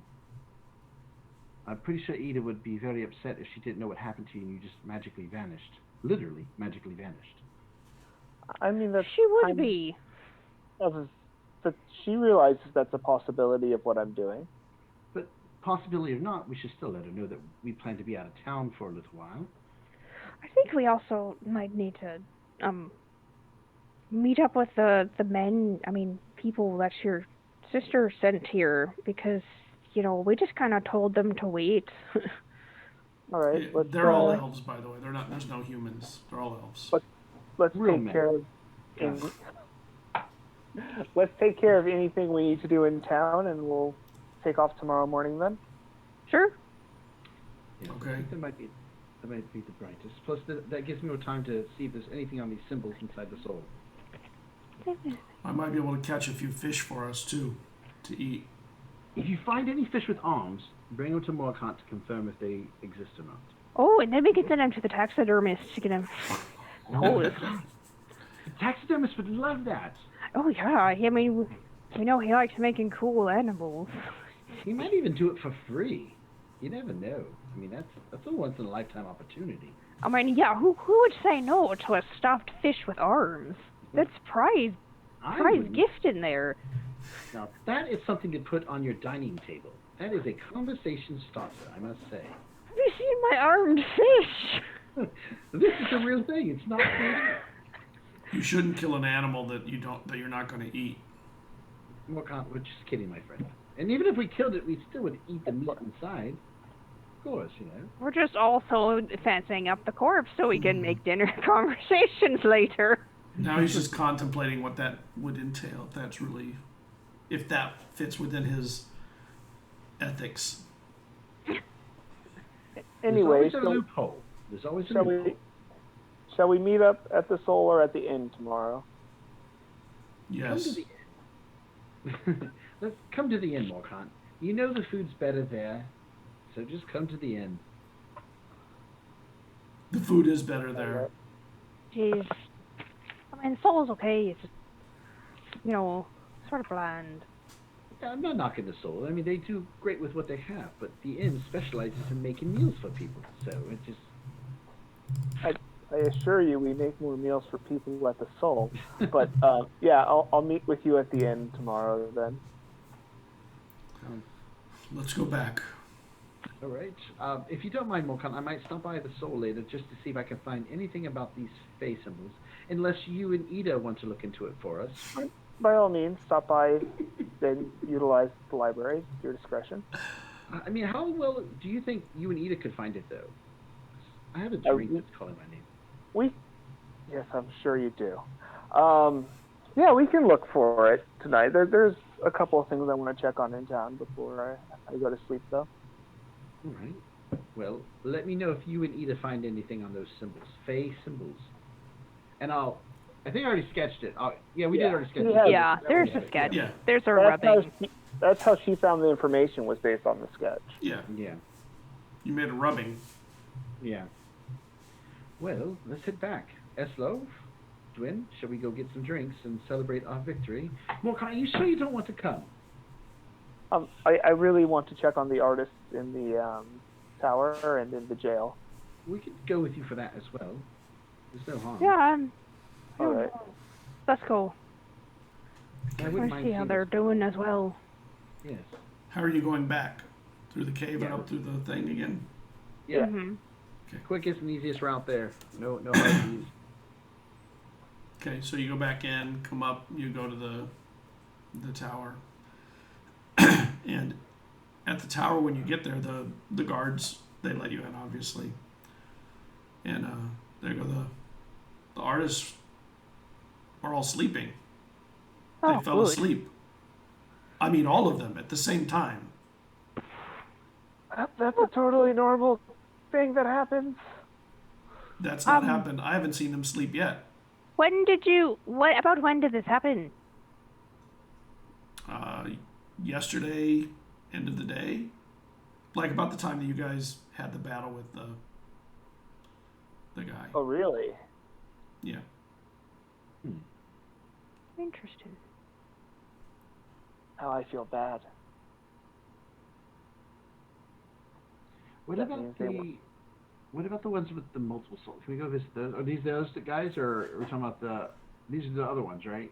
No, the ones this is an Omni Soul Yeah. guys. And then the other artists that weren't put into, they're still themselves, we put in the towers. Right. The This is ones the in the tower. towers that have just their own soul. These are the mono-souled individuals. Monosoul ones, yes. Yeah. I'm sorry, it's the ones that were in the ones with multiple souls that fell asleep. Mm-hmm. The ones in the tower with one soul, they get there, they did fall asleep, and they said they fell asleep earlier today. Okay. so she took care of the ones prior. He was responsible for the ones after this time. It's peculiar because it was beneath her shop is where we found the ones with the multiple souls. He must have done something to them with the brazier. Possibly, I you would know. imagine. That could be where they did the transfer with the soul jar. Speaking of that, I will look at one of the soul jars if we have one to see if the magic's been, if it's gone after they were. No, And the coins too. The magic is still there. The coins also have magic still. Okay. Wonder if we could use these, not to do anything nefarious like they did, but to convince people to let us go into places where we need to and such like that. Is The that coins? really? There's some connection to the woman in red. I think the magic's beyond these creatures. It probably is. What do we want to do with the soul jars? I mean, I think for now we should store them inside the soul. What about using them to pay to give the soul so we could travel with the thing? I think it requires blood also. We don't know exactly It's how more it of a works. sentient creature. But for all we know, that might be part of the requirement. The soul from the soul jars could be. They were lined up in a way to grab them on your way out. That'd be terrible, though. I don't know. I mean, That is people's souls. Yes, I'm saying I feel terrible. I'd rather try to do an animal first to see if that works before just immediately jumping to using a human soul or an elf or whatever is. yeah. Morally speaking, I would feel Yeah. I was pretty like, I bad feel a about bit odd that. jumping to that one. Do that to our people's citizens, like that. That would really make me a magic. You are nothing but a tool to me. I'm going to use your souls Literally. to convenience myself. Oh, it's just so far over there. Give me your soul. No big deal. There's so many. And I kind of want to let him out, personally. Yes, but I don't think I personally have the ability at this moment to free them. But if we keep them safely stored inside the soul until we know what to do with them, at least there they should be better safeguarded and hidden away. Perhaps put them in that room where she wasn't able to escape. So if something does go in there, like her kind, they get trapped in there anyways. Seems like a good plan. And then I can arcane the door again to ensure that only we can gain access to it easily. Okay. Yeah. Until we figure out how to handle these souls, then yeah, we need to store them. Yeah. So, I guess we'll do that stuff before we head off. And Okay, so you're gonna go drop those off at the soul and then head over to, and then I guess you're splitting up. Morgan's doing something, and then the rest of you are going across. He's doing the research. doing something with Ida. Doing some research with Ida. All right. Like two responsible priests. Do you want to do homework together? Just as I said, I'll put an arcane lock on that door. Just I'll ritual it. Okay. Let's take a break real quick. Okay. I have a feeling now that we're going to have to burn those souls.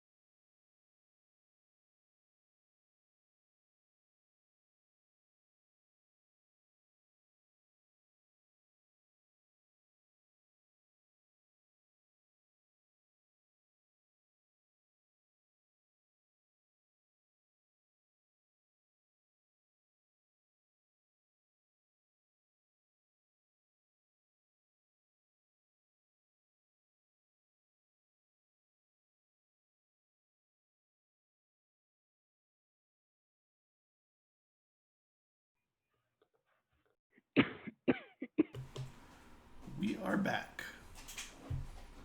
Hello, everybody. Well, welcome back.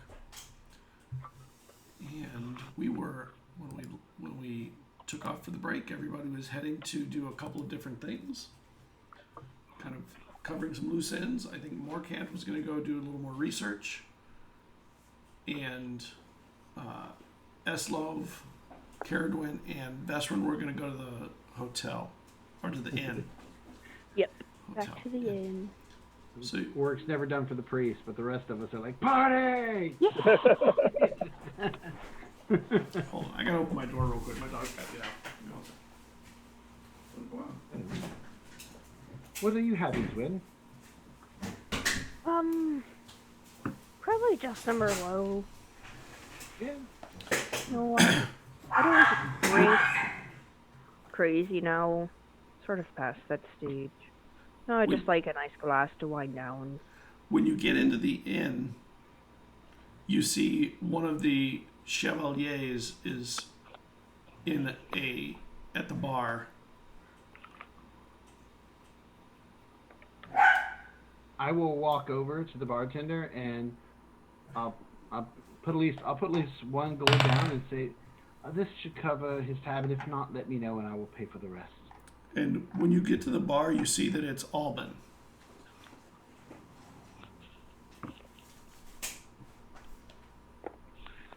Hello. You don't see any others. I'll say, hello, where are the others? They're resting. I was told that this was the inn you were staying at.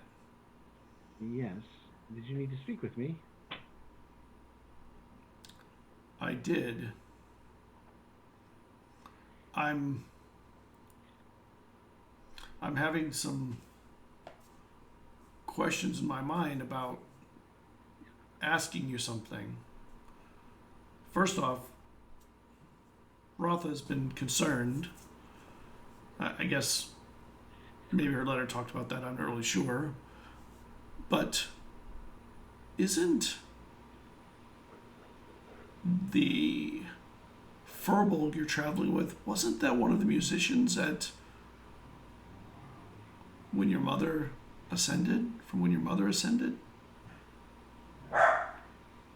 Yes. Yes, she is. Because she looked familiar when I arrived. And I don't forget a face. What is your connection to her, out of curiosity? I just remember she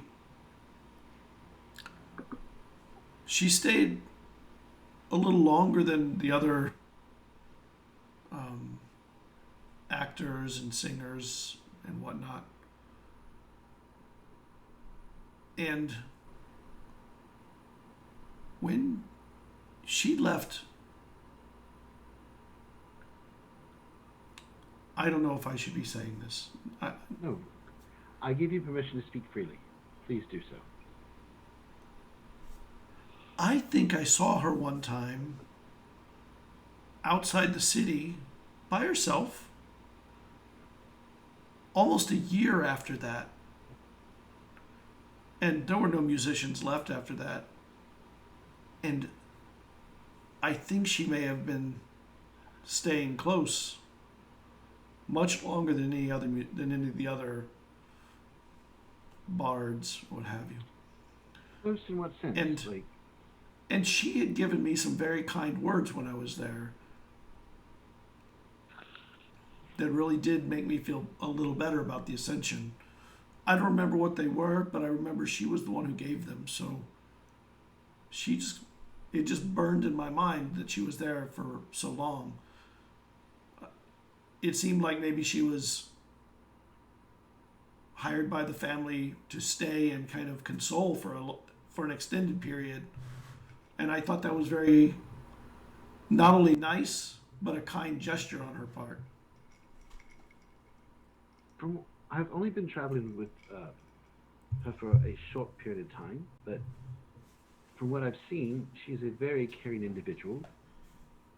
So it would make sense to me that she would stick around to look after others. to help those understand what they've gone through.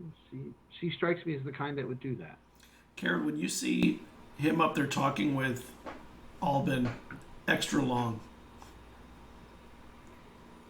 She's kind of like. I'll turn and give her a wink, like there's something going on over here in this conversation. Just like the nose pinches her nose bridge and it's just like, he's not gonna let it go. No, he's not. what are you talking about? You're talking to yourself. Well, you see Vezran over there talking to that elf. The soldier? Yes. I Look, do. he's convinced he's my ex-boyfriend. I told him he's not. He's still pretty convinced he is, though. Do you want me to get rid of him? No, it's fine. It's just... It's fine. I just, He looks familiar. I think I might have met him once or twice. And I think that's why he recognizes me. But I don't remember him. You know? Do you want me to ask him how he knows you? I'll ask him. And he... It's just like, wait. All these boys in my life. Boys are always the ruin of me. Do I see Eslov walking over? Yes. I'll come here, Eslov. This is Alvin. This is a good friend of mine, Eslov. He can literally cleave somebody in half if they get him really upset. I'm not bragging about it. I'm just saying he's good to have on your side in a pinch, for sure. And it looks like he's on your side. My God, I hope so. Otherwise, I'm in trouble. Pleasant evening, Eslov. Would you like a drink? Yes, I'll have a drink. Also, Caradwin would like to know how you know her. It seems like you know her. I suppose this just isn't going to end. I'm like, oh, he was just telling me that when my mother ascended, I don't know if you've heard this, Wynn was actually one of the musicians that performed for my family. And she stayed around, apparently, afterwards for some time and spoke to people and gave him words of encouragement. So he was just telling me that he has an appreciation for what she did for him. Eslov turns and waves you over, Caradwin. And he turns to it. Oh, she's here. Yes, Yes, I'm here. Apparently I'm a hot topic. Apparently you were a big influence on Alvin here, Twin. And I say it in a way to make her feel uncomfortable, like there's something going on, but I know now, but just to make her go, oh, what do you mean? Influence? Yes, Sure.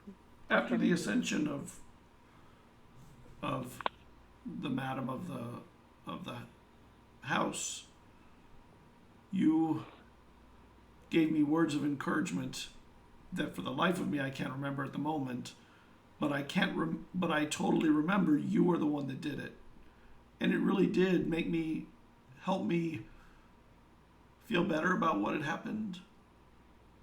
And I was very appreciative of that. Oh. I think I remember now. We were quite deep in the bottle at the time. But, I'm glad that I was able to reach you. Sorry I didn't remember you at first. There's a lot of people in the city and at House Magic. It was nice also that they let you stay in the castle for as long as they did. Not many bards or musicians or entertainers stayed very long. I remember you were there at least a year. Well, I might have pressed for my own personal stay. I liked the city, and I felt I was doing a good thing. Yeah. It was hard on the family. You were. Do you remember the whole family? Do you remember all of them? Tiffany has these notes somewhere.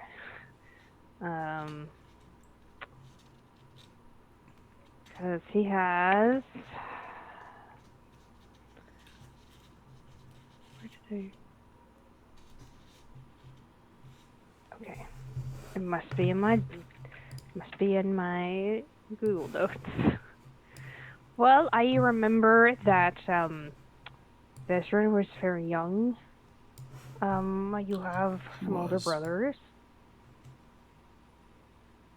You have some older brothers. I remember Eldon. I remember Elixia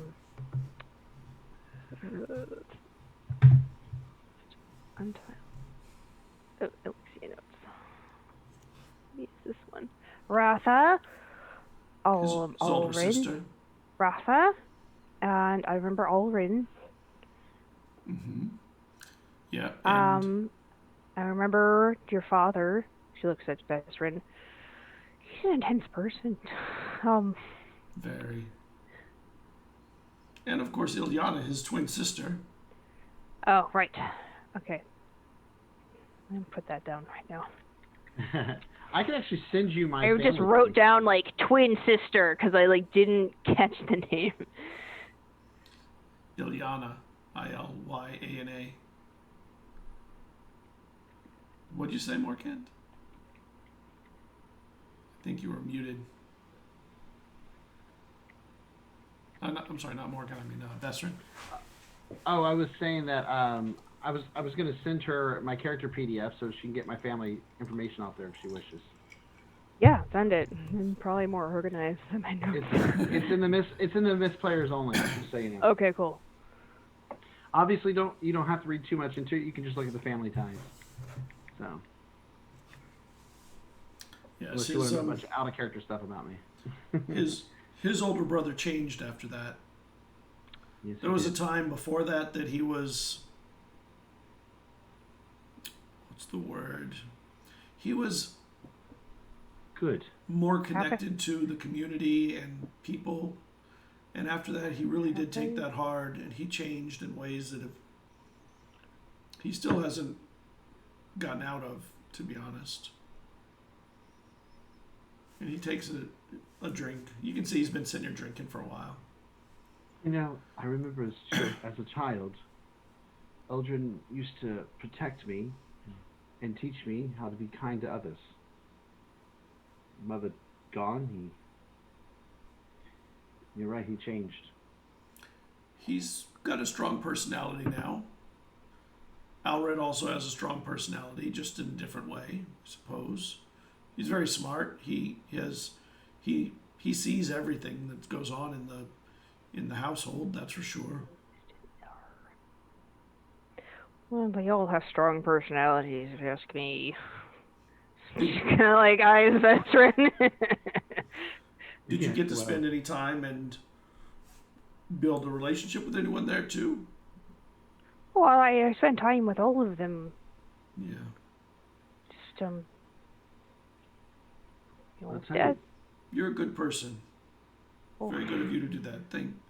I appreciate it. I was younger then. I'm only a little older than Vesrin, maybe 75 years or so. Just so you know, Dwyn, the one to watch out for isn't Eldrin so much. It's my youngest brother, Aelin. Aelin, that one, he's tricky. And I'd like to think. I'd like to think he like pulled something over, Caradwin, like he pulled a prank or something. Because he might have been more subdued, like way back when.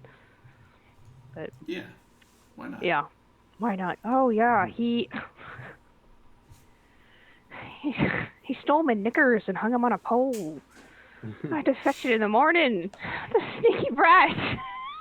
Yeah, well, he went from being sneaky to just downright dark. So that's the one we need to worry about. Who really wants me gone? We all miss you in Cairo. You know that, right, Vesrin? I hope so, but you know, my family, other than my sister and Ratha, I'm sure they don't miss me. But I tried to be good to you and everyone else there. You were always good to me, so yes, it's nice to know that.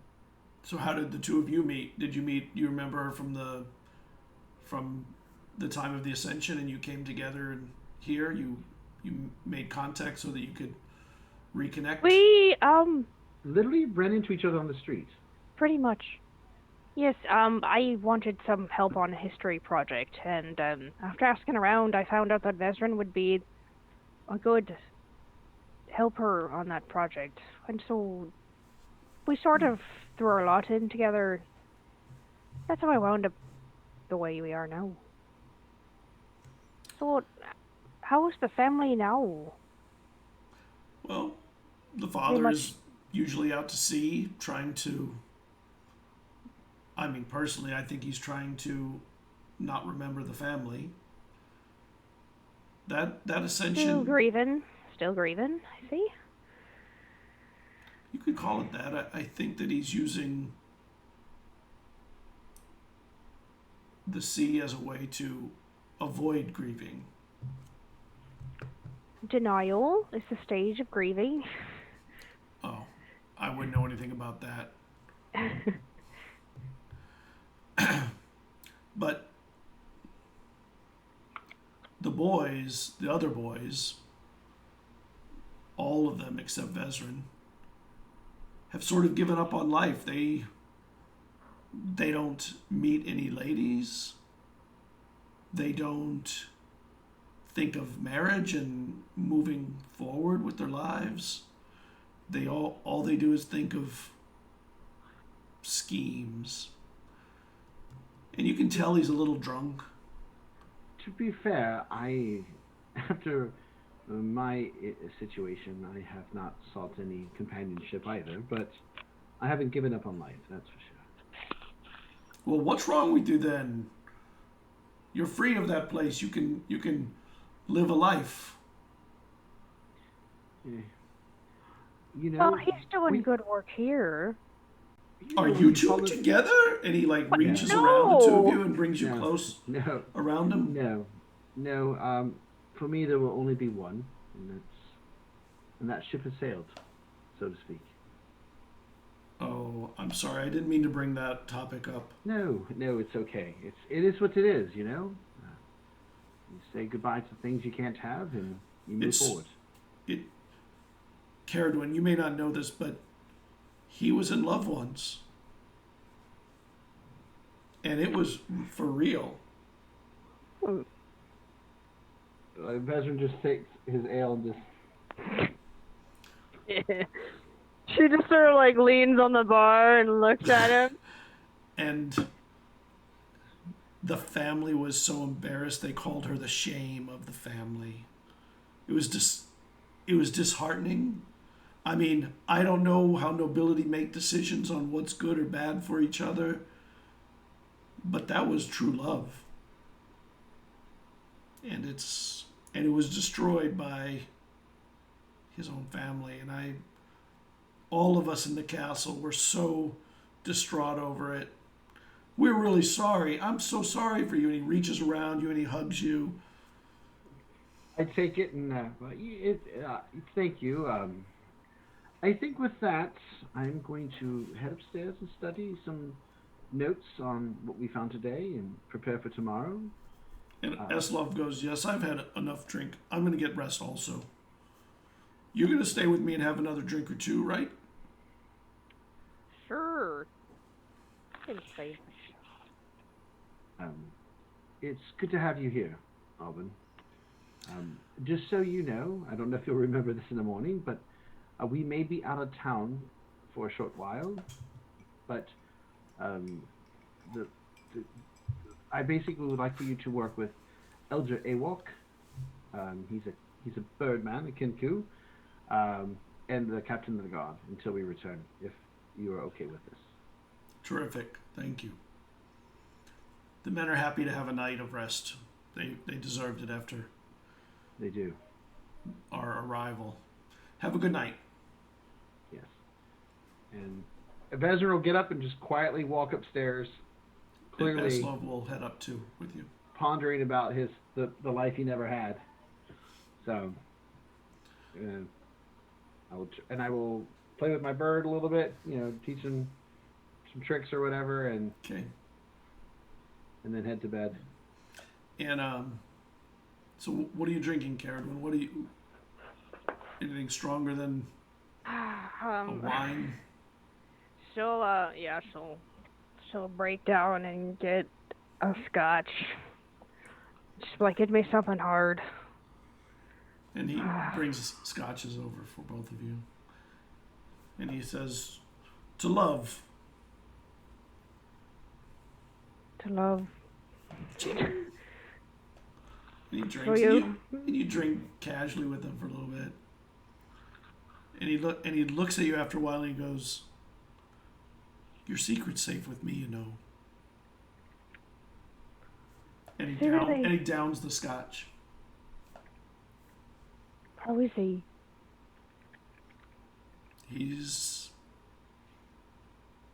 He went the worst way.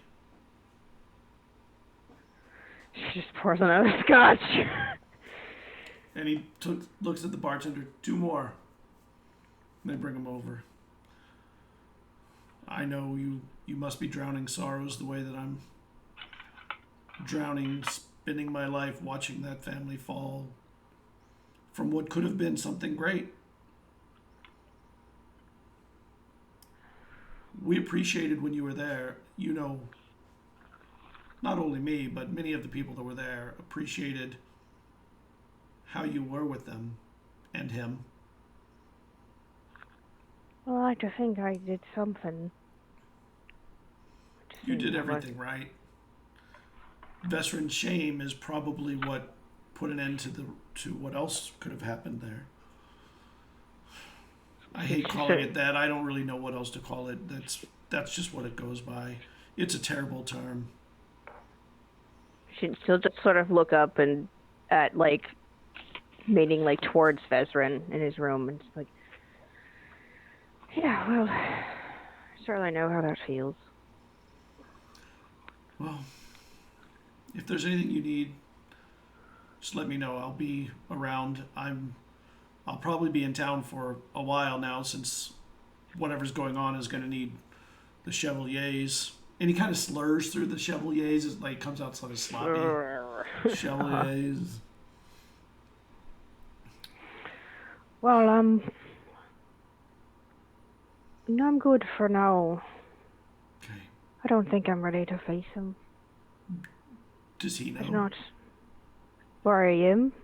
Probably not. He goes, does he know? And he looks upstairs. Does Ezra know? No. Mm-hmm. No, he suspects though. Because someone was staring today. Can I help with him? And he smiles, sort of tries to hide the smile, but can't quite. I apologize. It was a combination of surprise and, I guess, happiness to see you.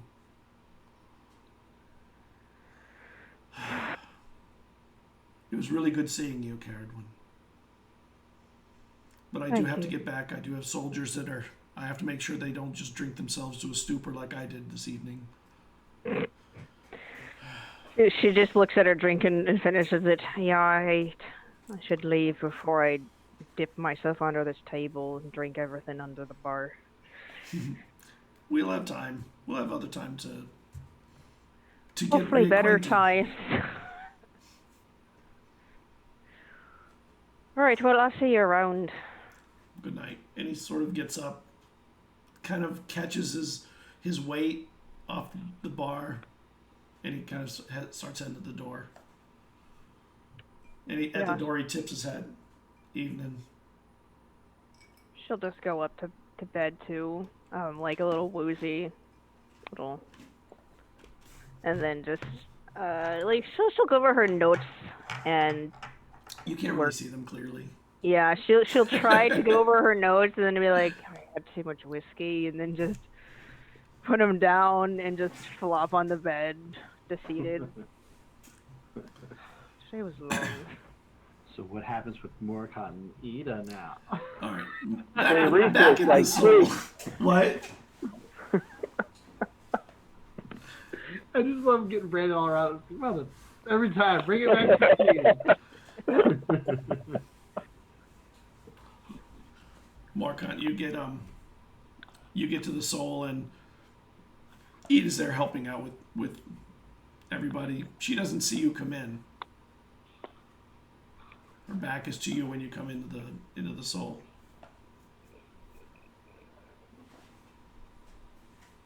But hey, Ida, Oh, she pops up. when you were doing your research, did you find any information on the old Fey symbols?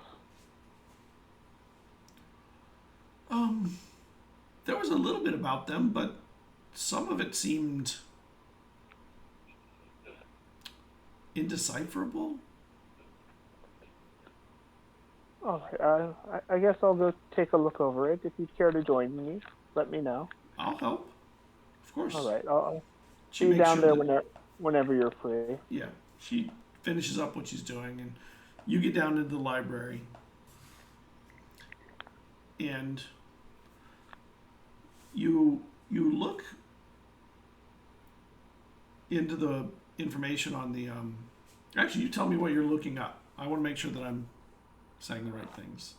I think I'm looking over where she found the information that connected the etching to those stones, as far as if I can see anything as symbolology or anything based on the type of lettering that was used and any information. Make me to an the intelligence ceremony. check. Once again, Borkot's strong suit. You can do it though. Hey, it's a 16. That's not bad. Oh, that's good. That's not bad. Okay, the book suggests something that you've not really heard. It doesn't say it explicitly. It makes a suggestion that there may have been some kind of non-elvish fae that inhabited the island, or maybe left the island as the elves came into being here, or whatever. So they may, based on what you can piece together, and then there's a knock. And the old man gets up and opens the door. Ah, Edda, you're here again.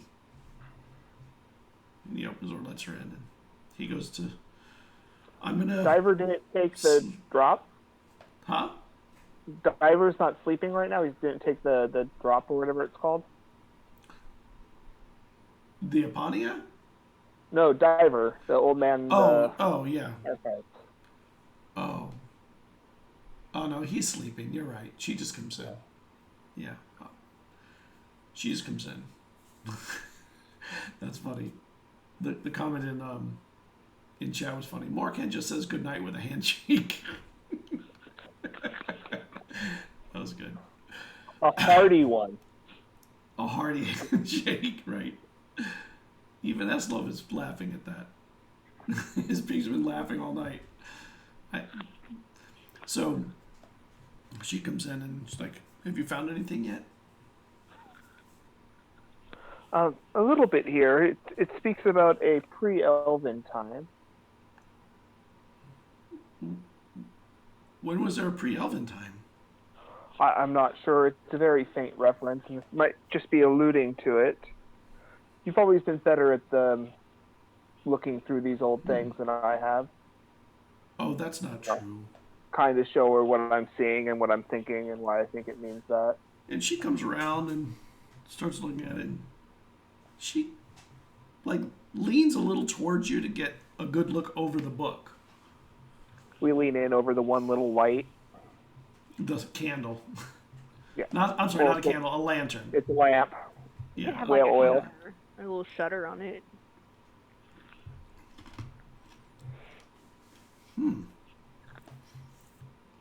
If that's the case, who were they then that did these things? I mean, elves are fae, right? I believe so. I believe we are.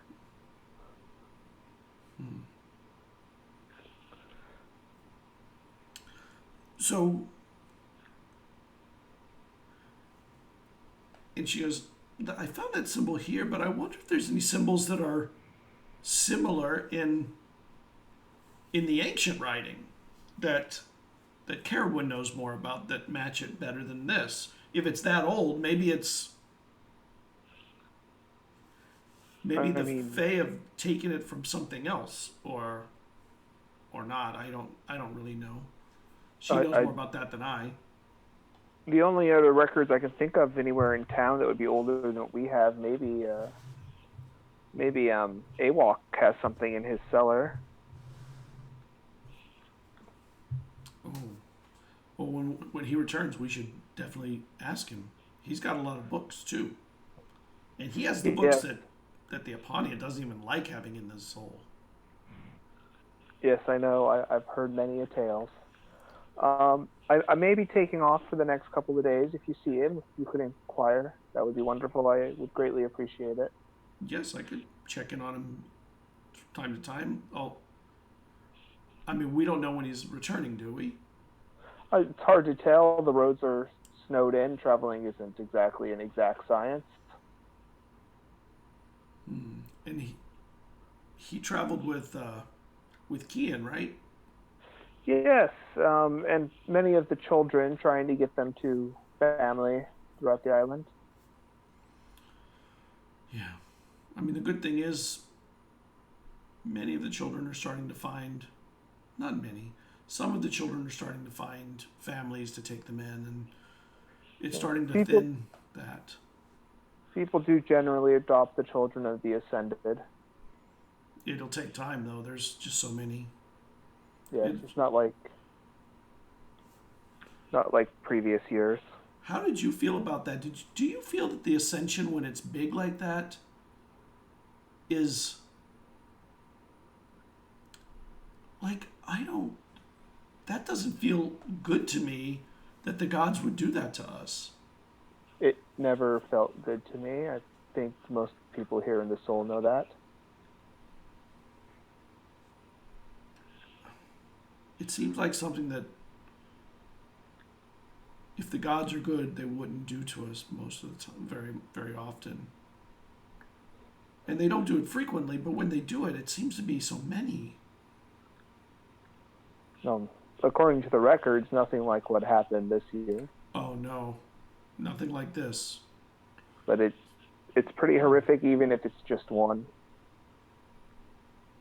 Trust me, to the people that are left behind. Like us. I thought her parents were fishermen. Her parents were fishermen. They didn't, and they died at sea. Yeah, they weren't descended.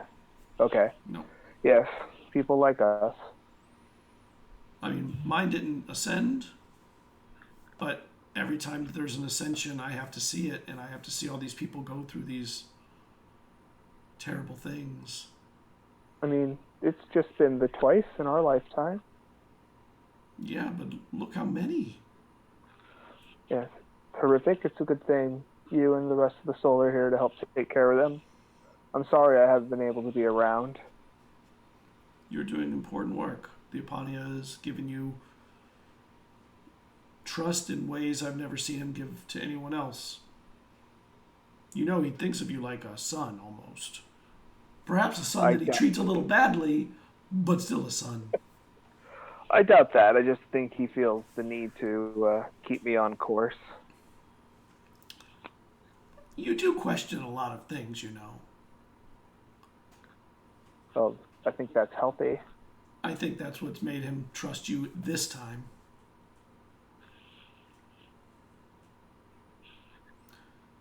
I can't wait for him to awaken either. That would be very helpful for the soul. Yes, it is always good when they wake back up. Takes a lot of tension off of everybody. So what happened to... How did you end up here from the Ascension? How did you handle the Handle what? Like all of us becoming an orphan? I don't know about almost becoming an orphan. I mean, Becoming an orphan. Everyone in this town knows about my father. Everyone in this soul knows about my father. I'm not sure what you're asking. I don't mean what's the story of it. I mean, how did you grow from that? I think it's just a matter where I didn't really have a choice. The Apania was there on the dock that day, and he took me with him.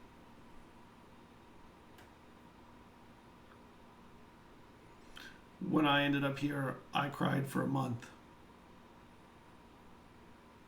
I mean, you were here. You kind of remember her when she was little, younger, Yeah. and she was really sad then for most of her childhood. It's only the last few years that she's kind of, I don't say come out of it, but kind of found found new ways to not feel that all the time. When I was younger, I used to sneak out to the docks and I'd watch the ships, hoping to see my father's return. That's a sad picture in my mind. I'm sure it was sad for you. Apania used to send Moran to come and collect me, and he'd drag me back by my ear. Oh. That's an even sadder picture than what I was picturing before, that he would drag you back by your ear. Yes, before I realized that ship was never coming back. They say these things make us stronger. I just think we absorb it and move on. I don't think it makes us stronger. It just makes us different. Well, I wouldn't know any difference because I only know this is me, and this is all I have. So now that you know all this, do you think that someday you would want to have children of your own? Knowing that there's a chance of that? I really can't picture myself ever having children. I just want to help the people here in the soul. And she puts her hand on your hand and she goes, that is the saddest thing I think I've heard. You would be such an amazing father. I appreciate that. I think I'm tired. I'm going to get some sleep. But all right. I could help you again in the morning with finding this information. Yes, I'll leave some notes on what I find, and I'm taking off rather early to meet up with everyone at the end. Thank you for all you've done and all you've helped. Good night. Good night. And she heads out. And what else are you doing then? I'm just going to stay there until I pass out in the library trying to figure out what's going on. Okay, so you pass out after an hour or two in the library, and you're awakened in the morning by the light coming in from the little sliver window, the little crack window. Then I'll head over to grab some coffee and head over to the inn. Okay, you get to the inn. What are you guys doing, Morkant, Caradwin? I mean, Vesserin and Caradwin. I'm sorry, Vesserin. I knew what you meant, but yeah. I mean, Vesserin would be having breakfast. Unlike normal, where he's very cheerful and chatty, he's kind of quiet. And just What's wrong with you? Nothing. Nothing's wrong with me. Just enjoying my meal and thinking about the things ahead. What things are ahead? You mean the thing that with the magic in it?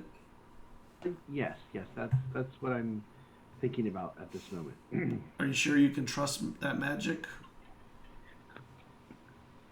I mean, magic has laws. It has rules. I trust in magic when I understand it. So I don't understand this magic, so I don't know how well we can trust it. But the idea and the theory is there, so I trust in that for now. You trust that what's it called, Shoveler? Well, Alban. Yes. Yes.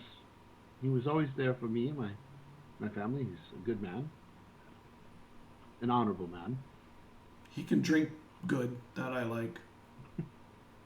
Yes. Well, you don't get to be one of the best soldiers in the island by not being good at drinking.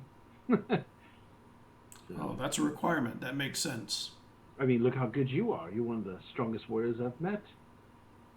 Possibly the strongest warrior I've ever met. So, I mean, you're a damn good drinker. So, I would assume it's a requirement for you to be pretty talented at both, wouldn't you? I suppose so. He wouldn't say suppose. I guess. What are you doing, Caradwin? She'd just come down, also be quiet. You have a hangover. She's just like, black coffee, please. You get some black coffee. And he gets more and he's like, Bitter. you want me to make you something that'll take care of that a little better? Please. Give me a I'll minute. have one as well, please. And what about you, Eslov? Okay. Make what better? And then Morcant walks in while you guys are sitting there. And it's funny because usually I would say me and Dwight are probably like all kind of like More like sad sex. You know, just it's supposed to be a night of partying. we're like, What did you two do last night? They look a mess.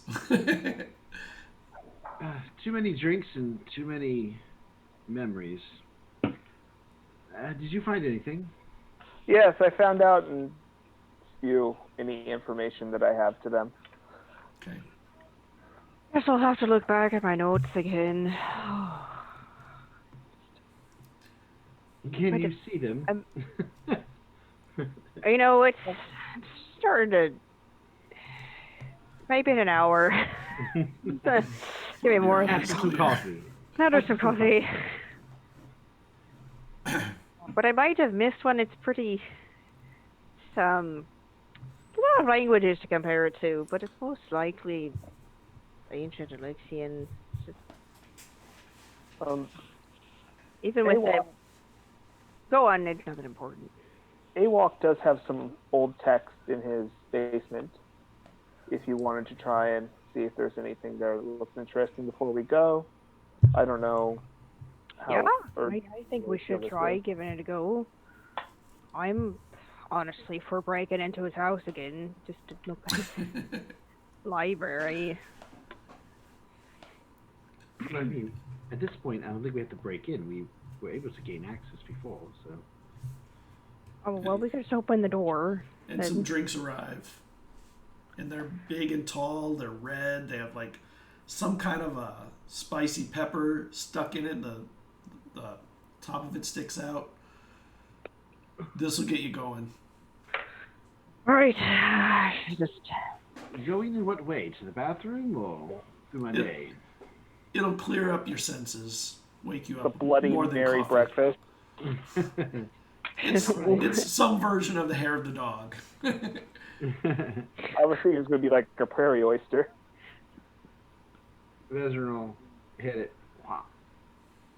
Yeah. Caradwin will just be like, all right, loan it. Oof. All right, It's too big to do in a shot. It's a big drink. Okay. Oh, She'll try to, and be like, Well, I'm it's filled with very regret, big. and then do it again. I'll drink as much as I can in one sit, almost like I'm trying to chug the thing. Yeah, it doesn't taste terrible, but it has definitely got some spice. It opens up your sinuses and your eyes, and That's one way to start your day. some liquor. Well, I heard that the best remedy for a hangover is a little bit of liquor in the morning, so it makes sense. Yes, if you're an alcoholic. That's great. But, we Everybody's do need an to focus alcoholic. today. There's no such thing as alcoholic. Everybody's an alcoholic. Everybody but the priest. Now, some people are drunk. All right, let's get going. What was, Alright, so Eslov looks at you more and he goes, what was on the letter you got? oh, my sister. The letter from my sister. She just speaks of She speaks of sending Alban here. He's volunteered to come here since apparently he was worried about me. He hopes to also trick my brothers into thinking that they're here to try to retrieve me, buying me some more time. She is concerned about my brothers, Eldrin and Aelin, but it looks like they and Aldred, they're all working together, but she's not quite sure what they're getting into. So, but my twin, my sister, she's actually been doing wonderful work, doing the duties I once did, which, of course, my brothers are pleased with, because it means that I have less value to them than I did before. What work did you used to do? I was pretty much the administrator of the family. I was in charge of the purse and all the good things like that. It was my job to... You were the accountant. Sounds boring. Oh, it was extremely boring, but it is what it was. And yes, I was an accountant for my family. You're still in charge of the purse. You have a money purse. Yes, I'm in charge of this money purse, but I was in charge of the family's money purse. And in some ways, the island's money purse. So now it's much smaller. Now it's just my money purse, which is much easier to deal with. Trust me, I don't have to nearly keep a track as much as I did before. She did have a dream about me being an old man who refused to dance, and a giant was speaking with me. I'm assuming that her dream was of you, Dwayne. That's weird. Yes, she has the ability to see things that are either happening or will happen. She just wants me to be careful. It's really the bright of it. She wanted me to let me know what was going on and why Alban was here, and just to be safe. So are we ready to go do this thing then? I suppose, yes. Well, There is one other thing.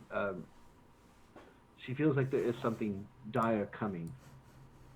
well, I mean, I think that's what we're just on the cusp of. We have found dire things. But usually she has good visions of it. Right now her visions are not clear. There's a haze on her sight, blocking her from seeing what will be. Well, maybe it's the older magic. Because, we know that the Horned Goddess, her symbol would interfere with the succubus's magic. Who's to say you can't interfere with other magic? yes, this is true. I mean, it could be a lot of things. It could It be. It could be that the future is undecided because certain things are in play, like us, for example.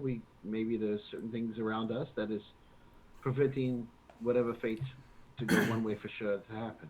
That's why you trust a handy axe, and he holds the magic axe out. He goes, but not that one, and he gets the regular hatchet out. Perhaps we could take a look at that together, Twin. See if we can learn more about this thing before we head out. Sure. Good starter. Get the brain going. The more we know about this axe, the better, I would say, wouldn't you? Yes. Especially since it almost blew us to pieces at the Elder's home. Okay, well, let's break it out on a table and we'll look at it and I'll reference my notes. He hands it to you. Should we step away from it while you do something? We're just gonna probably try to break down this. Combine our knowledge, my arcana, with your knowledge of the ancient languages and stuff. Basically. Alright. So we'll sit down and start. Okay, so you have to cast Identify. Yes, which I'll do. You both have to make a check. You need to make an Arcana check at disadvantage, and you have to get a 15. And Dwen, so what skill would you use to read the old languages? I'm torn on this, whether to go with history or investigation and use your investigation as part of the language. It's kind of a complicated thing, trying to piece together bits of language. I think it's more investigation than history.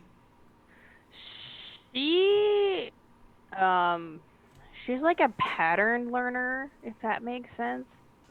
Like 'cause Okay. she would break things down into like a pattern and then compare the patterns. So what skill would you think fit that best of your skills? I think with her language, she would lean more into history because she's like actually pretty good at history. Okay. Then you And, can like, make it a history roll at disadvantage. Okay. I rolled on my die rolls were a 19 and a 9, but I have a +6. Okay, so that's a 15. So- You made yours. Just made it. Yeah, that's I great. was like, I rolled that 9. I was like, damn. I was like, oh wait, I have a +6. Okay, that's a 10. With your Disadvantage, yeah. with your bonuses, your pluses. Yeah, I only have like a +4 to history. Okay. So you feel like you're making some headway, but you can try again tomorrow if you want. I'll have to try again tomorrow. Still got There's too a- much out. There's a lot of carving in the side of the axe, and there's definitely symbology in there that needs to be I'll have to look. reassembled. I'll have to keep looking at it because this phrase can translate a couple of different ways, and the grammar is still a bit iffy. And anyway, I'll have to work on it. Okay. So How nothing. it goes.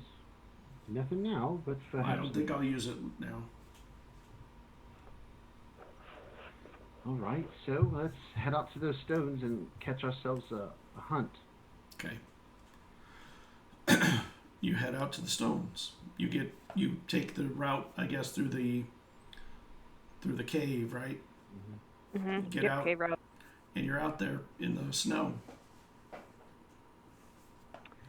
Okay, Aslov, do you think you can track something for us?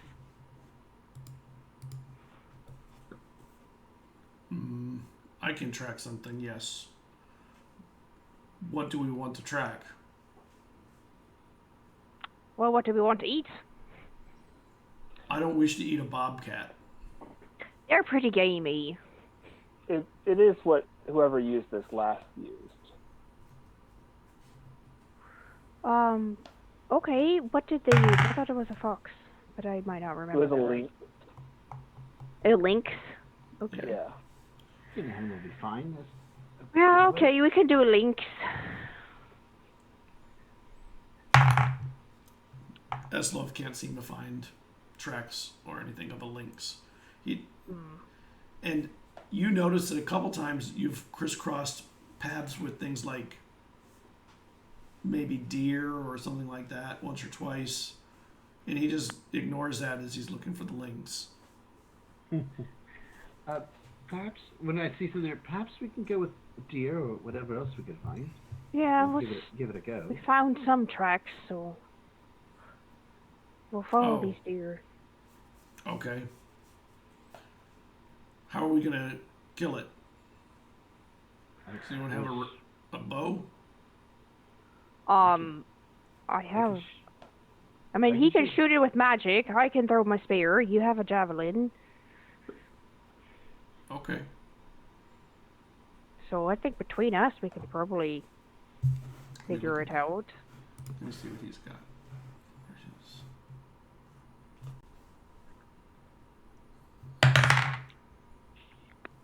And you guys do find a deer in a clearing not too far from here. Hey, And it's like up high eating leaves from the bottom of a tree that has not got many leaves left on it. all right. Who wants to go first? I am going to cast True Strike on this deer. Okay. Cheating. And I was just Then- magic missile. No, I got aim. Awesome cheating. and then I will throw my spear. Okay. For spear misses, I'll follow up with a flame bolt. And he throws Oh, a javelin. great. Here we go. That's a natural 20. The time your crit comes is when you're hunting a deer. Yep. and that spear is so perfectly placed that the deer just hits the ground with his legs and just falters without a spell even having to get cast. For the sake of this ritual, perhaps since you're the one who killed it, you should be the one to put the blood on there. I mean, I'm fine with trying Sure, first. I can do it. I mean, someone has to. So. Do we need to bring it closer to the stone or bring it to the stone or something? I believe so, yes. Let's see if this works. Yep. So she'll pick up the deer.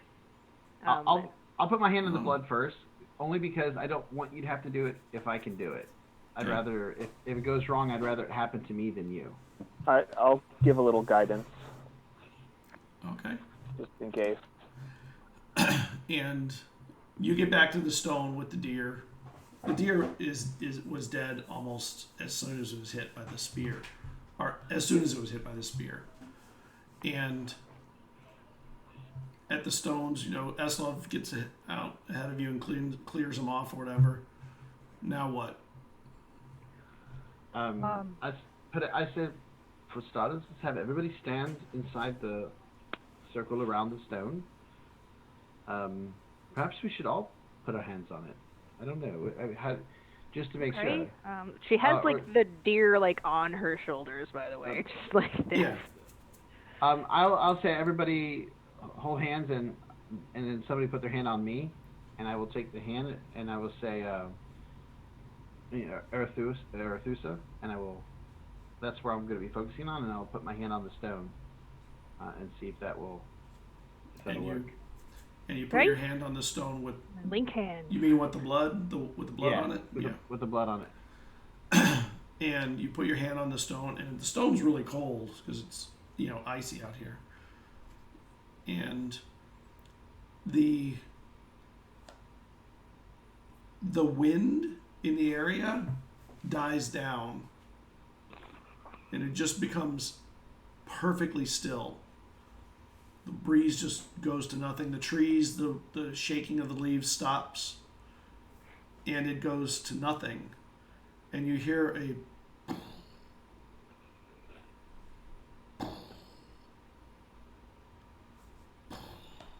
Sounds like something's coming. And then from over the hill, you see the head of something come over that looks a bit like, I'll drop it in Discord. That's never a good sign. Beware the smiling DM.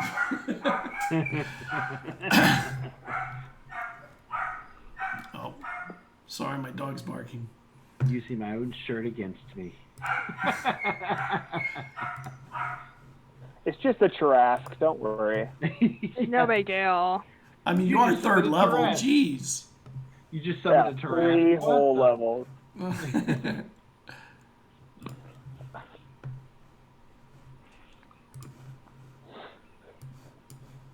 Like we summoned a giant thing. Which means those ancient texts that we were very difficult to read were wrong. So... is that not Treven? Oh, that's not. No, that's something very different. It looks like it's made of just. There's fleshiness and there's tree bark and tree pieces and sinew of some kind running through it. It's green and brown and gray, and under its skin you can see the shapes of skulls of beasts and men or people that are just like the skin is just pulled tight over it, and it walks up to you, and it's about 12 feet high and hunched, and it's still about 12 feet tall, and it's just massively wide.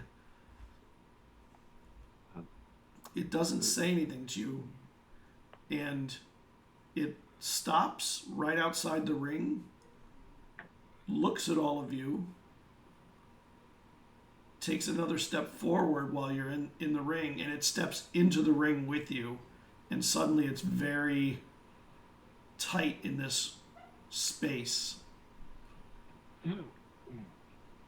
Hello. Hi. And Arethusa? it puts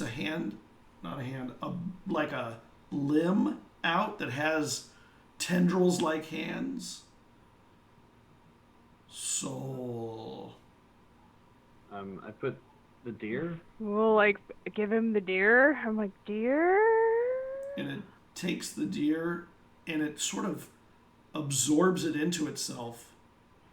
And out of one of the parts of its body where skulls are, you see this deer skull suddenly kind of appear. And then it stands over the center stone, and it lifts itself up, and its head looks up, and the middle of its sinew starts to open up into some kind of green glow. And as it widens, it gets open further and further until it's about maybe 6 feet wide and 8 feet tall. And then the green glow fades, and you see, like through its body, the forest. Make me a perception check. 14.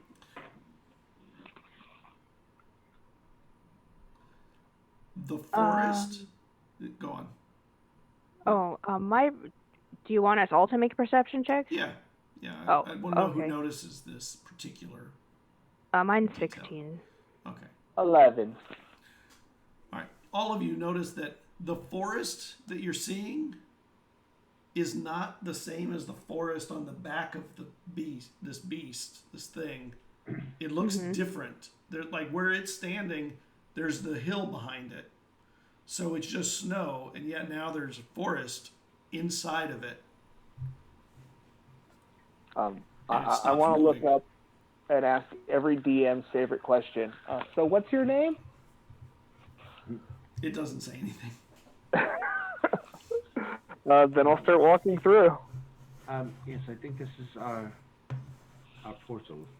I suppose so. I think So we should, Morkant goes through. I think we should call it, as Morkant's going through, I think we should call him Doorman. And then... Perfect. Or Dorvin. Dorvin. Treven and Dorvin. Let's go through. Who goes you guys next?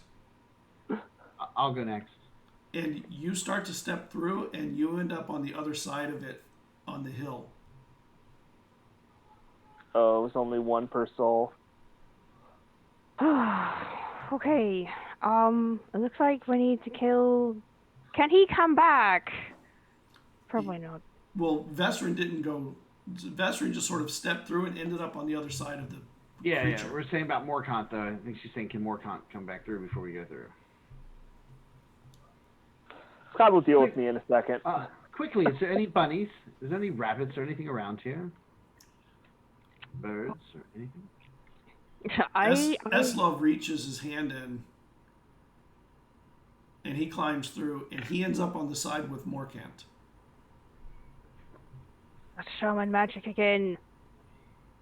Something's Okay. preventing me from passing through. I will stick my hand through and see if, like... Caradwin, make me a perception check. Okay. I think I know what it is. I think I do too, but I'm probably wrong. The damn purse. It's a 23. His little purse on his belt is glowing. It's your purse. It's your cursed purse. Just leave it there. It'll be there when you come back. We could leave it with Dorman. Watch. I put it down and I try to step through again. And when you put it down, it just is right there on your belt again. Okay. I have an idea. Okay, so she's going to use cantrip wristwatch, pull the mask out, and then she'll say, give me the purse, and then I'll try to put the purse in the pocket dimension with wristwatch. Did it come back? Did it come back to you? It did. Wow. Let me see the mask. Here you go. Oh, it does cancel out magic. Cancels magic. No. I put the mask on and I see if I can put the pouch down. Yeah. And when you put the mask on, the pouch is still there. Can I take the mask off? Yep. You call all of us reckless. You saw me. You can see me. I was like this. Like, Yeah, no, I didn't see you. I'm on the other side. I'm gone. I don't. Well, can you still see through the doorway? When they go Actually, through, they can see you on the other on this side. You would have. Yes. I'm literally just pointing at the purse.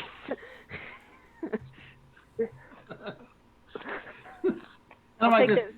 Eslo looks at you, Morgan. Why aren't they coming? I don't know.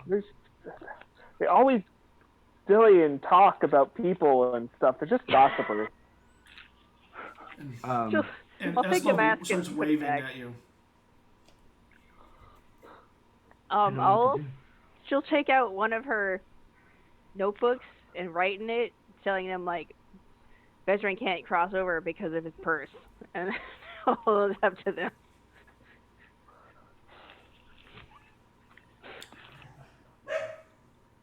Well, I don't know what to tell them. Well, they already know you can't read. What that says is Veteran can't come over because of the purse. That Kian gave me. The same one that prevented Kian from going through the Ascension. Mm-hmm. I waved to see if you guys can come back through. And Eslov starts to walk through, but he doesn't go through. He ends up going through the body, but still over with you, Morkant. Okay. they can't come back, can they? You guys could head there, and I could try to get there another route. Well, I don't want to travel in alone. I've traveled these forests alone before, and I don't know. I don't want to risk you traveling with me if my family finds me. It was like, you're not going alone. I don't know what else to do at this moment. Tell them if they want to kill something and come back. Then. Okay, she'll write in she'll write in Draconic and in Common this time that we can either travel there and meet you, or you guys can kill something else and come back. And hold it up for them. Eslov looks at you. I'll read it to Eslov because he can't read in Draconic either. I didn't know. He made a point about not being literate, so. And I'll just be like, and I'll take whatever paper or I'll write in the snow. We'll figure out what's happening here. See you. And how long do I think it would take for them to get there? Traveling by road? Yeah. About a week to 10 days. I'll see you in 10 days or so. We'll have everything ready. Okay. Well, they're not coming. We should hit the road. Well, I got a horse, and we can get you settled, and we can hopefully get there even faster by mount. Sounds good. And Eslov tells you, Morkant, as the portal starts to close, you see the sinews start to reach in and wrap around and close it up. He should get rid of that thing. I agree. I don't know why he holds on to it. And it closes, and the beast goes hunched again, and then he walks through the forest, just sort of walks the same way, and he fades into the trees. And the two of you are standing there, and Morkant and Eslov are on the other side. Well, we split the party, guys. Kian. That's what you hear me say. You keep talking about this person. This purse belonged to Kian. The companions that you met him briefly. You actually did meet Kian, didn't you? Oh, that's right. He was that one fellow that was there briefly and then vanished. Well, there was a lady that was, her husband was his friend. He made a purse for her and a purse for him, and we discovered that they were connected, and as long as one is here, the other can't be taken to another plane. So, assuming that this magic allows you to travel using, special means that let you leave this realm to go through to another, it's what's preventing me from being able to go there. Unfortunately, it's cursed, and anytime I try to get rid of the damn thing, it's, as you saw, reappears on my side. So. And you realized your Misty Step ring probably won't work either. Yes. I need to find a way to get rid of this item, for sure. Well, but there's probably a remove curse spell from...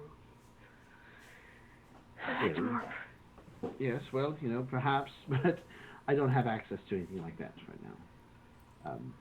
Well, I'll have to look into that too. My sister Wraitha might. Maybe I could have her send something to me at some point. Maybe she could send me a scroll or something. I don't know. Do you remember? I mean, you had done an identify on it, and I told you the information about it, which is what I sent you today, so you'd have it. Let me look at it again. Am I missing something? Yeah, you are. Let's see. And it's a pretty important something. I have to be given it. Oh, man, how did I miss that? I have to give it as a gift to somebody. Ooh. We could go do that. Like a Fey bargain. Okay. Perhaps it is Fey magic. Yeah. Perhaps we could real quickly go and find somebody that I could give this gift to. There's someone. Well, it is a nice person for anyone who doesn't ever want to travel with. I mean, it'd be nifty for those who would have a use for it. And then we can kill something and quickly join them. Okay. I will find somebody in the village who's young. That there is a good chance that they could be ascending the next time around. So you head to the village. Morkant, you're on the other side. Make me a perception check. Oh, up to me, Eslov. Gotta go do all the hard work when these guys move around. Eslov sees nothing. That's gonna be a 14. Okay. This forest looks like the same type of forest you were in.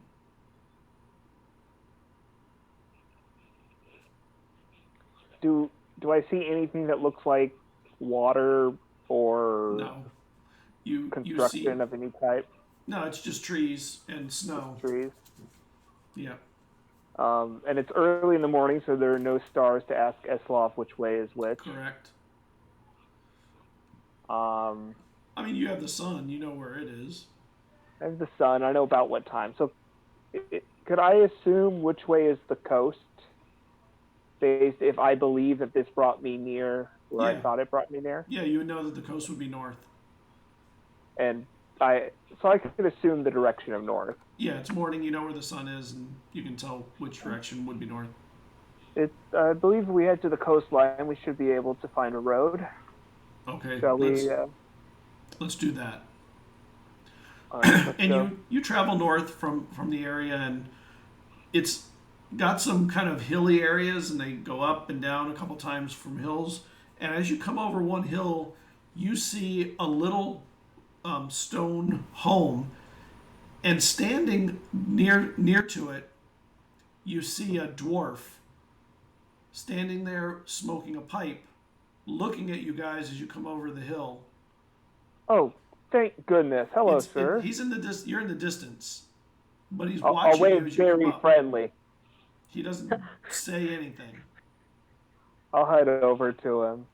When you get maybe 30 or 40 yards from him, he says, "It's private property. You can go around that way. It's my property till the hill." I apologize. Just around that way? Is there a road over there? It's my property till you get to the big hill. All right. Thank you. And there's a road that'll take me to the city, yes? once I get off your property. I don't know about no roads. Just if you go to the big hill, you can go around my property. All right. Thank you, good sir. Have a lovely day. And he watches you as you walk the entire way.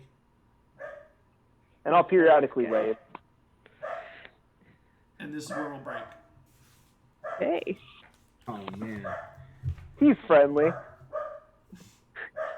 Real charming. Real charmer. He is a charmer. If you're a dwarf, a grumpy, angry dwarf. Oh man, how did I miss that on the curse? We got I backstory. don't know. I've read this thing like 4 times, and I have no idea how I missed that. It's easy to get rid of the purse. You just have to be willing to curse somebody else with it. You could give it That's to all. Ida as well. That way she can give it back if we ever re-need it. Yeah. Also, it would protect her from the Ascension. Being extended. from being ascended. Yeah. I think that's a good idea. I might give it to Ida. Yeah. Ida, the answer to a lot of things. We need to do some research. Have Ida do. Everything. Yes. Hey, I try to Have get more edit. time with Ida to research. She's happy to do it, okay? She's always happy to do it.